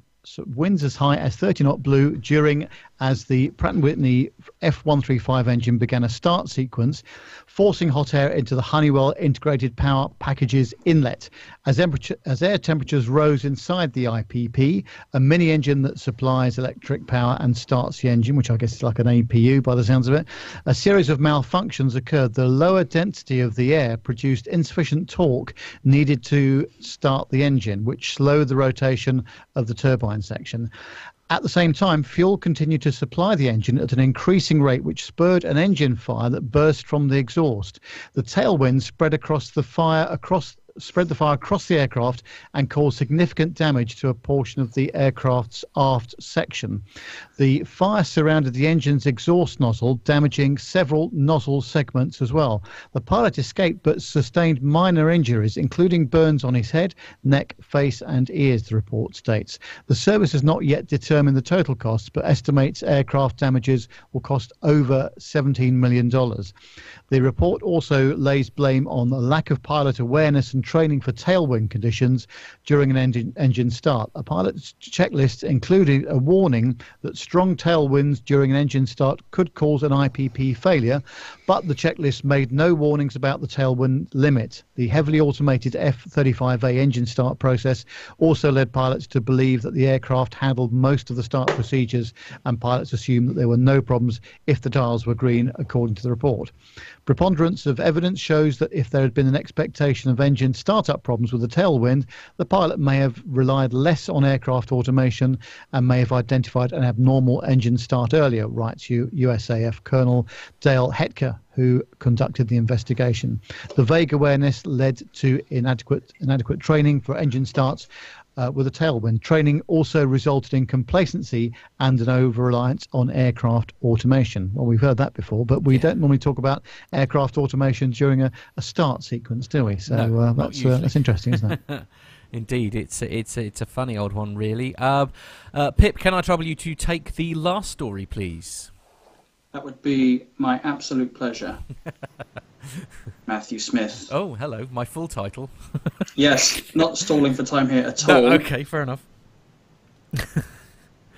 Okay, here it is. I've not read this one yet. This is from Flight Global. That is a genuinely good website, flightglobal.com. The United States Air Force calls for drone defenses after F-22 overflight. Small civilian-owned drones can buzz past the US Air Force. Oh. Hello. He's fallen off, ladies and gentlemen. Okay. Stealthy fight. In the course... There's more. Is there? Right, sorry, you collapsed there for a minute. Okay. Sorry, I didn't mean to peak so early. There's more. Stand by. Okay. In the course of one day last week, the Air Force counted 2 reports of small drones interfering with operations at an ACC base. Mike Holmes told an audience in Washington, D.C. this week. In one incident, a Lockheed Martin F-22 almost collided with a small drone during its final approach, and during another, a gate guard watched a drone fly over the top of a gate and tracked the vehicle as it flew over the flight line. Well, that's a bad thing, isn't it? It's not good news, is it? No, it's not. Quote here, "I have no authority given to me by the government to deal with that," this guy says. "Imagine a world where somebody flies a couple of hundred of those and flies one down the intake of my F-22 with just a small weapon on it." While ACC has no authority to disable or track UASs near its base, the Air Force's nuclear sites are working on getting government approval for a deal with gate-crashing drones. Or approval for a deal, that's not a very good sentence. No. Earlier this year, the head of Global Strike Command lamented the complex web of government agencies that must approve a drone defense strategy. It's not a military authority, it's a civil authority that... That's another awful sentence. It's a civil authority that can be executed by military forces, Holmes says. Splendid. Well, the rules well are basically the same as if it were a civil aircraft. If it was a civil aircraft, I could track it back to where it started from, and I could admonish that pilot or take their license. Where the small UAS is really hard to get after. Final paragraph. The UASF will receive approval for the nuclear bases first, and Holmes will request Air Force headquarters to extend those authorities beyond global strike assets, he says. The United States Air Force has already issued requests for counter-drone technologies, and industry representatives are vocal about their offerings, but the service still needs to wait for approval. And breathe. Indeed. It's unusual, actually, for the Flight Global not to sort of proofread their stories, it seems, but there we are. I suppose it's... it may just have been me being dim, but I struggle with a few sentences. No, no, I was reading it along with you, sir. I'm delighted to say it wasn't your fault. All right. He says nicely. Yes, that is where we wrap up the military segment for this week. Couple of things that we're going to talk about, if we may. If you aren't aware, myself and Carlos, and hopefully anyone else who wants to come, on the 30th of July, on the Sunday the 30th of July, myself, Carlos, and whoever else is available will be at broadcasting live, on the Sunday from the Old Buckingham Air Show. That's on the 30th of July on the Sunday. We're going to do like we did at Seething, basically, and broadcast as much of the show as we can. And speaking of Seething, on the 20th of August, they've moved it to a slightly earlier time because it always used to be in September, but the Seething Air Show this year is on the 20th of August. That again is the Sunday, and we're going to be doing the show live from there as well. So if you're able to attend either of those air shows, look them up on Google, but it's the Old Buckingham Air Show on the 30th of July, that's on the Sunday, and then a Seething Air Show on the 20th of August, that's also on the Sunday. Now, several of us, unfortunately Pip wasn't able to make it, but myself and the legend that is Nev, we had a rather nice day on Sunday just gone, didn't we? We went somewhere rather nice. Yeah, it was brilliant, wasn't it? And went to Duxford and to the Flying Legends show. The weather turned out to be a lot better than was forecast, actually, as well. We had to get the sun cream out as well at one point. Yeah. And I think it was a superb turnout in terms of crowd, wasn't it, Matt? And it was. Yeah, we did a lot of stuff there, actually. And yes, I think they did a very good job. And the whole thing I felt was organised really well. It was. Obviously, it was a two-day show, but we just went on the Sunday. But no, I really enjoyed it. So, yes, our footage from the air show, and we got to interview a few people. We got to meet some of our listeners while we're there, and it gives me great pleasure to play that out for you now. I'm not going to play it out just now because it is literally moments away from finishing, but I thought I will play it out before we go off line, but that's where I'm going to slot it in to the show when it goes out for real. So all we've got left... Nicely done. Thank you very much. Anyone would have thought... Very slick. Yeah, I'm almost pro. So actually, while I'll just see how close we are to it finishing, because when I last looked, it was about 10 minutes away from doing. In fact, it has actually finished. So why don't I just copy it across and let's play it out. So give me just 2 moments, as I'm in a convenient place to pause the show. Now, Pip, do you need to get away? Because it's about 26 minutes long, this thing. No, not unless you're kicking me out. No, far from it, mate. Far from it. I'm just sort of... because we can do the wrap-up and then I'll play it out afterwards if anybody needs to go. So that's why I was... carry on. Okay, carrying on. There it is. There is the file. Bloody hell, it's huge. So no wonder it took so long to render. Okay, there we go. That's what she said, ladies and gentlemen. That is what she said. Here we go. Right, so I'm just copying it across now. This is where we find out the network's really slow. Yeah, 2%. 3%, 4%. Okay, yes. So chat amongst yourselves for a minute, then, guys. Yeah. Anyway, I've just going to say I've got over the next few weeks. I've got a load more interviews lined up, just to edit them together. One which I'm particularly excited about, which you've managed to sort. I don't know if we're allowed to mention what we're doing. Yeah, we're not allowed to say anything about it just yet. But I've managed to make contact with somebody that certainly the UK viewers and listeners may know. And you know what my pet thing is about the way media report aviation incidents and accidents, usually badly and usually inaccurately. And I've actually found someone that is just could not be further from the other end of the scale. Actually, Indeed, he's a very competent journalist, and he's very kindly finally agreed for me to pop down and do some interviews with him. Hopefully next week we're going to do that. So in a location. We can't say at the moment, No, but I will be able to say at some point. Yes. In the not too distant future. Yeah. No. No, I can't. So I'm looking forward to that, and I might ask some people for some questions to ask him as well. Indeed, so, yes, I'm going to see if I can fit that in next week. Sometime. Watch our Twitter feed then for further information about that when it comes up. It's. I tell you what we'll do while I'm waiting for this to copy across. If we want to perhaps do the show wrap up, and then I'll play that out at the end. So, right, 1 second. I'm trying to think what we probably if we just do a little bit about the footage that we did. Obviously, Pip, I appreciate you won't have been able to sit or hear anything, so you might have to sit this bit out, but. It's fair to say we had an absolutely fantastic day at Duxford. I must admit, I really enjoyed it, and it was so nice to go out for a meal, as you heard during that segment with a lot of our listeners. It really was quite a special day, Nev.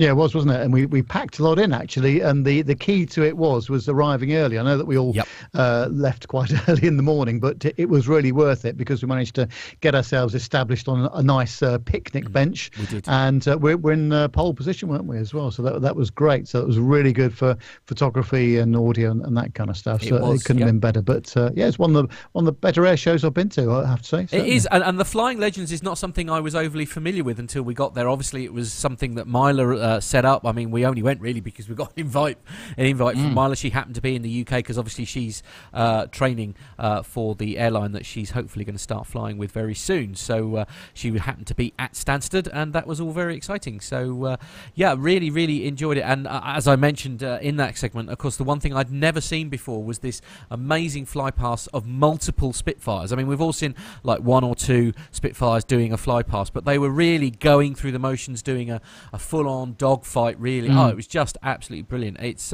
highly recommended if anybody gets the chance to go and see the Flying Legends next year. It really is a stunning thing. And do you know what the most difficult part of the whole day was, which was right at the end when we're trying to split up the bill between 8 of us? Absolutely. That took about 25 minutes. It did, approximately. absolutely. Did Carlos not just pay for it all? He should have done, and I told him that was the right thing to do, but no, he wouldn't have it. So we had to split it up, and it just went on and on and on. So we've got to find a new method of that kind of thing. We have, it is. But no, seriously, that is where we're going to bring episode number 173 to a close. All it remains for me to say is thank you very much to the wonderful gents that I've been left with. Obviously, Carlos has had to disappear, sadly. But yes, gents, thank you for joining me. It's been a slightly strange show, obviously, with losing our main man halfway through. But thank you for doing such a sterling job of holding things together. Oh, you're very welcome. It was great. Fantastic. Yeah, always a pleasure. Cheers, guys. All right, from all of us here in the studio and around the various parts of the UK, it gives me great pleasure to say goodbye. Bye. Goodbyes.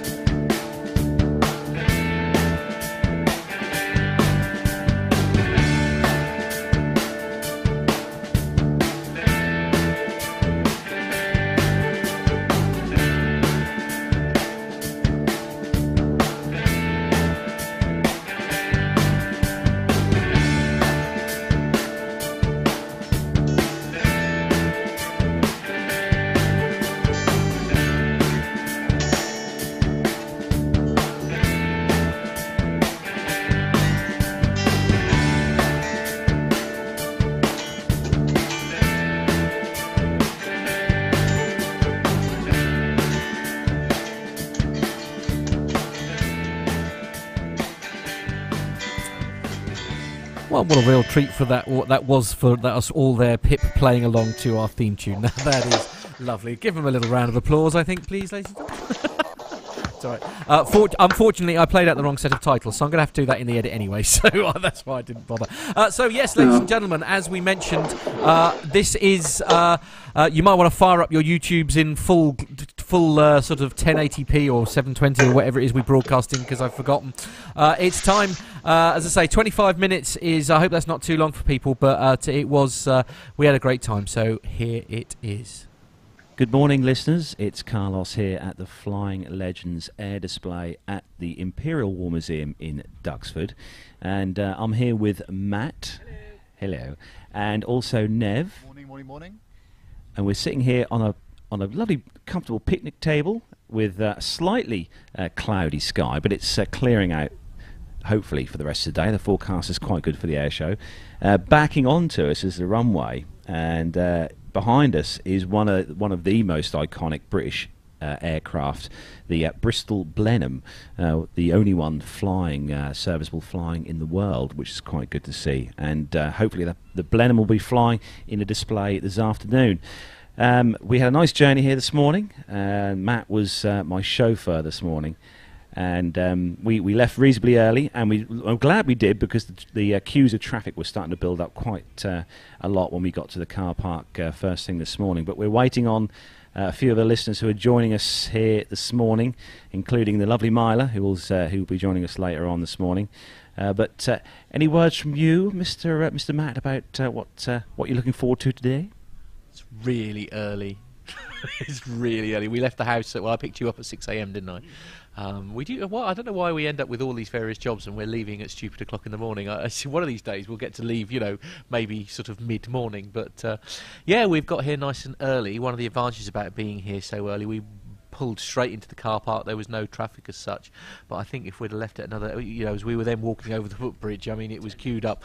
Yeah, literally a 10-minute window. It's now queued up back as far as the roundabout onto the 505. So yeah, it's really nice. We're sat up right next to the Flying Legends marquee, and there's a little sugar hut just behind us, and we've colonised a park bench basically for the day, which we don't intend on letting go now until we all go home later. But yeah, looking forward to meeting a few more listeners.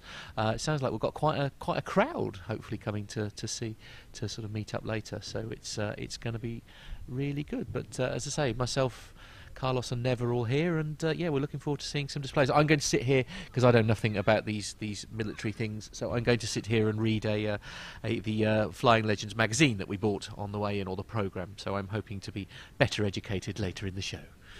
So Nev, you came a bit further to get to here today, but you had a overnight accommodation in 5-star hotel, didn't you?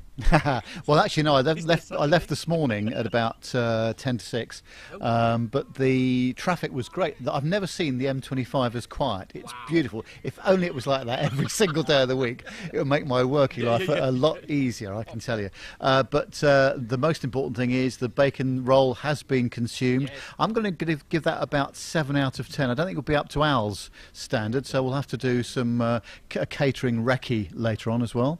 I must say, actually, we did had a little cheeky stop at a BP garage where the A14 and the A11 meets. If anybody knows this area will know. And there's a little BP thing, and it got like a wild bean calf and that. And we had a bacon turnover each, didn't we? And Carlos is rather prone to what I like to describe as cremated bacon and cheese. And I like my meat well done. Yeah, indeed, absolutely. And I had a normal one because I'm not weird.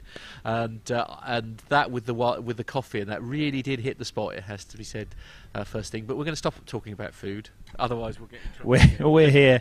We are here for obviously the aviation. On the actual flight line behind us, alongside the Bristol Blenheim, there is also a very nice lineup of Spitfires. Various different marks of Spitfire behind us, which will also be flying in a display this afternoon. And I do believe I haven't looked at the programme yet, but I think the Red Arrows as well are going to be flying this afternoon at the show. So it's all to look forward to. We rudely interrupted Nev, so... So anyway, Nev, so you're obviously you've joined us today. It's very good of you to come down. Our newest and most esteemed team member. Well, yes, and really enjoying it as well. Nice to rock up with you guys, and yeah, I think it's going to be a good day today. I was just talking to the organisers this morning, and they said they had about 13,000 people yesterday come through, and the security operative on the gate took my car apart for me on the way in. I don't think he was actually looking for anything. He just wanted to be nosy about my car. Actually, that's what the real story. But no, it's going to be a great day today. Looking forward to seeing some listeners and to chat to them. A couple of special guests I think are going to turn up as well later on, so that'll be nice to do some interviews with them. And the weather is set fair. It is. The cloud base is quite high, actually, isn't it? So it's ideal in lots of ways because it means we're not all burning to a cinder already. But as I say, the cloud base shouldn't cause any problems. I think we should get full displays today by the look of it because the cloud base is pretty high. So I'm just sitting here looking through the... the red arrows are only on Sunday, so we're not going to see them today, unfortunately. On here, it's only Sunday. It's Sunday today. Now, oh God, that's a big faux pas there. First one there. Yeah. So to be fair, I did go to bed at 1:10 this morning. Okay, it's now 20 to 9. Me and Nev will go and watch the Red Arrows then at 1:20 while Carlos goes and has a nap. Then we've got Spitfire tail chase and various Spitfire fly pasts around about 2 p.m. Actually, what is bizarre is normally the Red Arrows are on at the end of the day. They're actually on as the first display team today. Yeah, it's a good way to kick off any air show, though, isn't it? It's a pretty good. Well, I assume these timings are. They're alarmingly accurate because at 2:14, apparently. Not 2:13. Well, no, indeed. So I'll be amazed if they manage to stick to this schedule. But the naval fighters at 2:14, 2:32. We've got the Curtiss fighters. That's the P-36 and P-40s. 2:44, the B-17G Flying Fortress and the P-51. That's going to be one to see. That is, yeah. That's the depending on what side you look at that one. That's the Memphis Belle or the Sally B. Wow. So whatever side you look at the actual aircraft, it's painted on each side. 3:05, we've got the classic formation. That's the C-47A and the Beech 18s. 3:19, we've got the Luftwaffe North Africa campaign aircraft. That's going to be quite interesting, including a P-40F. In that 3:38, it's very specific timings, isn't it? 3:38. It's the one that I love personally, where we will see the Blenheim and the Hurricanes, the Spitfires, the Gladiator, and the BF-109E. That's obviously the Battle of Britain fly past. 3 minutes past 4. These timings are so bizarre. 3 minutes past 4. It's the Horseman. That's the P-51. Mustangs. 4:17 is the air racing, so that's the Comet, Mughal, Mystery Ship, and Cosmic Wind. 4:27 is the Douglas Transporters. That's the C-47s. There's a few of them in that display, actually, the C-47s, so that should be good to see those in formation. Yeah. 4:39 is the Naval Aviation, the PBV-1 Casno A and the FM-2 Wildcats. 4:48 is the Balbo finale, and at 4:52 it's the Jokers. That's the Gladiator and the Fury. So it's a nice little program. A good lineup. Flying Legends, yeah, very much so. And just for the benefit of Micah, because we know Micah is a big lover of this particular aircraft, just over to our right, over towards where the Concorde hangar is, there is the PBY Catalina, which is parked up, but I can't see it on the display, but it is there on display on a static display today. Yeah, I've misread the programme, actually. I thought it said at 2:32 it was Curtiss Steigers was on, but it's actually Curtiss Fighters, so that's obviously something different entirely. My apologies, guys. A concert as well. Air show and concert. Exactly. Oh, so it's all in all, it's going to be a great day, I think. We're obviously the weather's good. It's a slight breeze, which at the moment is a crosswind on the main runway here at Duxford, which is not going to be an issue, I think, because it's not that much of a breeze. It's about 6-knot breeze here today. There are plenty of wonderful NOTAMs that have been released on the Aero Weather site, which I use for the flying purposes. So a nice list of NOTAMs for where people can and cannot fly near to Duxford. So just round up before we close up this little snippet of audio then, Matt, any last words from you? Yeah, when are the bacon rolls? You've already had yours, okay. And you, Nev? Yeah, as long as we're staying near to the catering concessions, and the lavatories as well, of course, that would be good. And without Captain Al here, I feel it's our duty to ensure that all catering venues have been appropriately serviced to ensure that everything's well. All right, there's some action as we speak. Hold on one second. Carlos is going to get his camera out, no, I think it's going to be a very good day today, and it's not too hot. I think they're going to be talking about 25, 26 degrees, but it's not going to be the full-on sunshine that we had the other day, so that's quite nice, quite manageable. And actually, the nice thing about Duxford is plenty of space. I know it can get busy here, but they've got all the parking nicely organised, and we were here quite early, weren't we? But that was a good thing. Yeah, it is very much so. I'm always a believer believer in, because you can always kill time at the other end, can't you? There's nothing worse than sitting in traffic trying to get in and out. But yeah, that's where we're going to wrap up for the moment. As I say, looking forward to a good meet-up. And Carlos, do you have an update? What is that? I think that's a C-47 now coming in. Yeah, C-47 just coming in to land on finals. Some more people joined us here at the Duxford Air Show. And here's Myla. Hello, good morning. The weather is great and we're having lots of fun, so it's good to be here. Thank you very much for coming, and thank you for organising it, because I think if it wasn't for you, none of us would be here today, probably. Yes, well, I'm glad that everybody joined us here today, and it's a lot of fun to see everyone. It's awesome. So. Yeah, tell us about your flight training. What's happened so far? So far I've had the introduction week, which is basically 1 week of ground school where they familiarize yourself with all the company procedures and safety issues and how things work between the cabin crew and the flight deck, and it's been very interesting, so yeah, I've had a good time. How long is that course running for? 6 days usually. We've got 5 days at one location, then a 6-day at another location where we do emergency exits, going down the slides. We've been to the swimming pool to do the life vests, and we've done firefighting, so it's very practical as well as theoretic. Are you enjoying it? Yes, very much. I love it. Yeah. Great. Well, thanks very much indeed for coming, Myla, and we will see you later on, I expect. All right. Thank you. Joining me here by the picnic table is one of our listeners, Tony S. Good morning to you. Good morning, Carlos. I'm really excited to be at this Duxford Air Show. I've finally got to meet Carlos, Matt, Neville, and the lovely Myla, of course. That's the highlight of the weekend. We're going to see the Red Arrows, lots of planes this afternoon, so I'm really excited. So, Tony, where did you travel from to get here today, then? I travelled down from Teesside. It's quite a long run, about 3 hours. Stayed the night. Going to enjoy the air show, stay the night, have a meal tonight, hopefully, and back tomorrow. Excellent. So, I have to ask, Tony, where did you find this podcast, this Plane Talking UK podcast? Well, it all stems from Captain Jeff, as usual. Everything seems to emulate from Captain Jeff's podcast, and it's just a wonderful community, and it's great to listen to all these podcasts and finally meet the hosts. Excellent, excellent. And this is obviously one of many air shows you've probably attended. What are the other more memorable air shows you've attended in the UK or abroad? Well, this one's a good air show, of course, but next weekend we've got RIAT, which I'm really excited about because that is one of the biggest air shows in the world, and I'm really excited about that.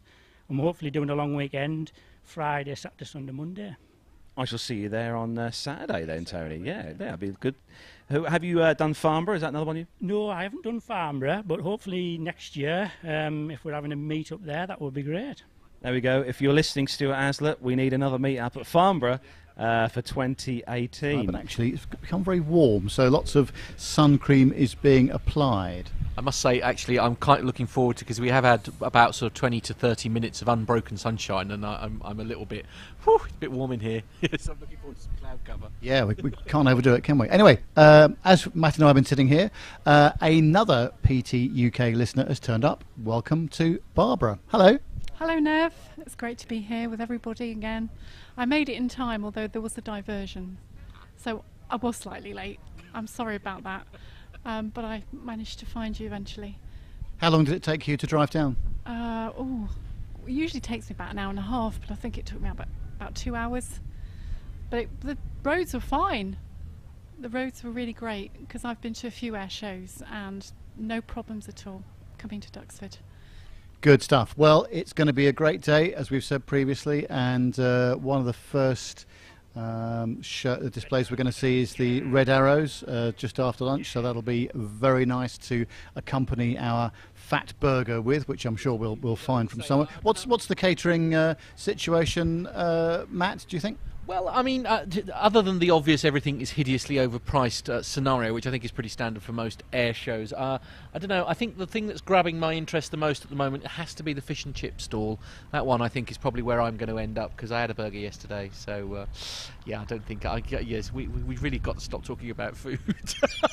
And just finally, talking about food, what's your catering choice today, Barbara? What do you think? Well, I thought Matt's choice would be that rainbow-coloured candy floss over there.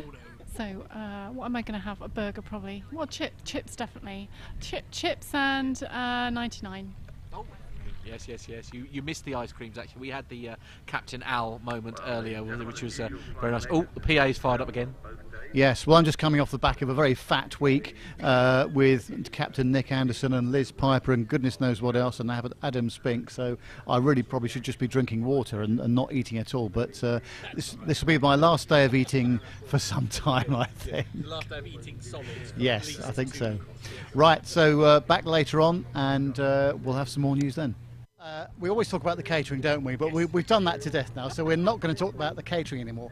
But what I like about it is the organisational side of things.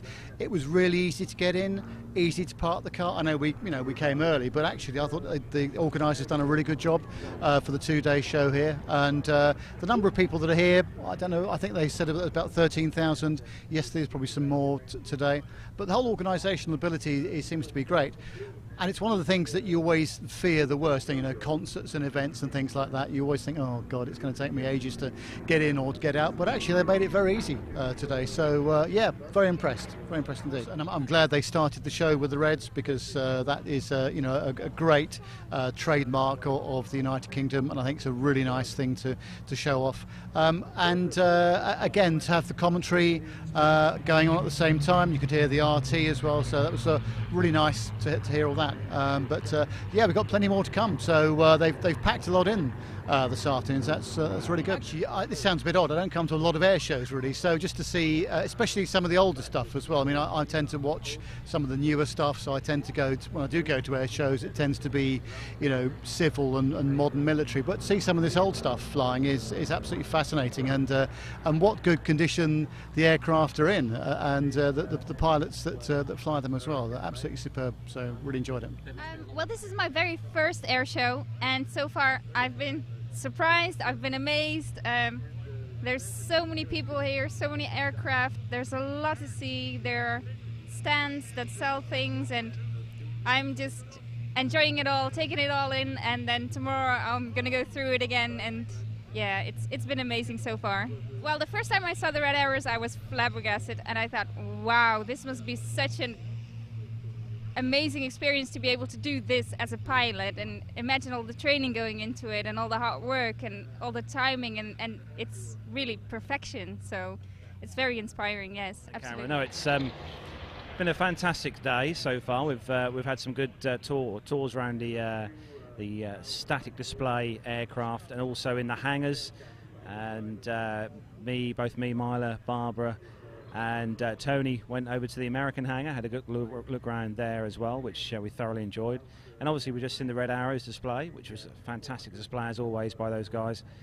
And yeah, and seeing the Spitfires all together there in formation, not just a good sight, but what a sound, what an awesome sound, really. Yes, yeah, we went over to the hangar and saw the 002, the Concorde there, the one with all the equipment, the test equipment in which they use for testing the Concorde. Had a good look through there. Myla's first time on the Concorde, so she thoroughly enjoyed that. And there's also some great static display aircraft in that hangar, as well as some of you listeners might know of the Britten-Norman Trilander, which is a 3-engine propeller aircraft used for short flights up north in Scotland, between the islands up there. And there's one of those in the hangar here, and I hadn't seen that here before, so that must be a new addition to the lineup here at Duxford in the hangars. So. Well, I'm just looking forward to the more air displays, and I'm going to look around the aircraft later on, the static airplane, especially in the hangar over there. I might go and visit my old Concorde. And so, yeah, and spend time with all my aviation podcast friends. And it's lovely to be with Myla as well, because I met Myla today. She's lovely. So you join me here in the John Barleycorn pub, where we've come after the Duxford Flying Legends air display, and we've just sat down with our podcast family to have a wonderful meal here. We've all been very much spoilt with the choice of food. Roast beef, we've had roast lamb, there's been I think we all had roast beef and roast lamb, roast dinners, didn't we, today, which has been really nice. But it's been so great to have everyone here with us today, especially all the listeners who travelled down to see us today here at the show. Even Owen's here, which is always a bonus. But we've had a fantastic day. The sun's been shining. We're all rather sunburnt. I shall probably feel this in the morning, I expect, when I have my shower. But it's been a fantastic day. That's what she said. Very true. But it's been a fantastic day, like I said. Matt's thoroughly enjoyed himself. I think he's been perusing the various outlets of sustenance, especially the sweet shop, which is also very good. But the great displays, we've seen some fantastic displays of aircraft. The Red Arrows kicked the day off with their usual fantastic display. And also we had a massive end of show display with P-51 Mustangs, Spitfires. There's also some Texan T6, I think, there as well, which are in the display. And it's all in all, it's been a really good time. So we're going to pass the microphone round the table to speak to everyone who's joined us today to tell us a bit about their day here. So we'll pass the mic over to Tony. Thank you, Carlos. Yes, we've had a wonderful day at the Duxford Air Show. I'd like to thank the Plain Talking UK hosts for a wonderful podcast which has created a great community and has brought us all together here. So I've got to meet some new faces, some new friends. We've had a wonderful time, and I'll pass you along to the wonderful Myla. Hi, it's Myla here. Thank you, Tony. I've had a wonderful day meeting lots of new people, and we're having such a good time here. We're in the restaurant now, and it's just a wonderful day, and I'm really glad to be part of this. So thank you very much. Yes, hello, Nev here, and more food has been consumed, ladies and gentlemen, and beer, but nonetheless, it's been a great day today. Really nice meeting up with everybody. Perfect weather, and really superb. Of course, I've met most of these people before, but I've never met Owen before, and here he is. Hey guys, it's Owen here. So I've met Nev for the first time. I've been meeting everyone here for the first time. It's fantastic to see everyone in the flesh. And I've just stepped off a flight. I wasn't at the air show, unfortunately, but stepped off a flight, and Philip managed to give me a lift down here, and we've been enjoying some really nice food and beer and some fantastic company, which is the main thing. Hello, it's Barbara. Well, what can I say about today? It's been brilliant, very eventful. I did arrive a little bit late because of a diversion, but it's been worth it. And I've met Tony for the first time, Myla, and Philip. So it's been lovely to meet new people that I speak to all the time in the chat room. And it's lovely to see Owen again. I've had a great day. I'm not going to mention the food. It's been great, but I'm not going to mention that. I have to say that I'd really enjoyed these Spitfires today. Generally, they leave me cold. I'm sorry, but they do. But today, I've really loved them. So, turning a corner there. It's been brilliant. Thank you very much. Hi, it's Philip Davis. Sadly, I couldn't make the air show either, same as Owen, due to work. But it's great to be here this evening with everybody. Wonderful company, lovely food, as usual, as we always do. Food. Hello, Matt here. Obviously, we've had really quite a special day. I will just mention very briefly, as you probably saw from our Twitter feed, there was a very small, sad piece of news that was at the end of the amazing flypast, because it was basically everything that was still on site as part of the big finale. Unfortunately, one of the Mustangs, I think, I've forgotten what it was, the TF51, I think, I can't remember, somebody correct me if I'm wrong, but unfortunately one of those ended up safely coming down in the field. Pilot got out and everything, so but really the only very small sad piece of news, if you like, on an otherwise absolutely wonderful day.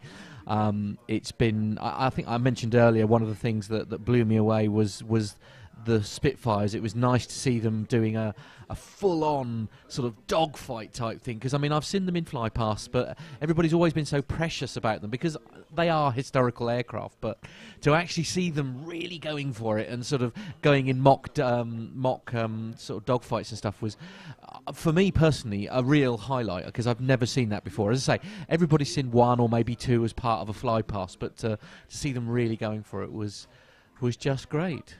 And a lot of them all at the same time. I've never seen so many Spitfires in the air all at once. It was really quite magical, and it is something that is gonna be. I've been to lots of air shows, obviously, because of what we do, but that's really going to stick in my memory as a real highlight for many years to come. Bye bye, everyone. Bye bye. And there we have it. That was our little meetup at it's good, wasn't it? Really good. There we are. That's it. So, guys, I think we should pull the plug now, as it is 9:20. Yes.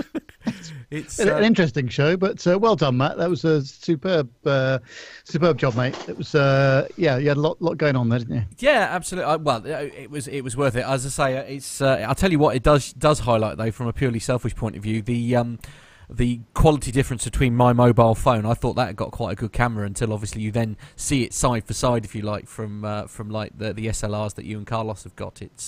But hey, it did the job. It was nice to get a bit of video, so that was our time at Duxford. So I hope people didn't mind. As I say, I played the videos of the planes and stuff while we were talking. I thought that was probably the most sensible thing to do. But right. Yeah, it was good. So guys in the chat room, thank you so very much for keeping us company as always. It's time to wrap things up. So from all of us, he says, let's see all of us. There we go. From all of us here, joining you for episode 173. It is time to say goodbye. So thanks for watching, and I think we're back next Friday. So yes. see you all again then. Take care. Bye bye. Cheers, everyone. See you. Bye. Bye.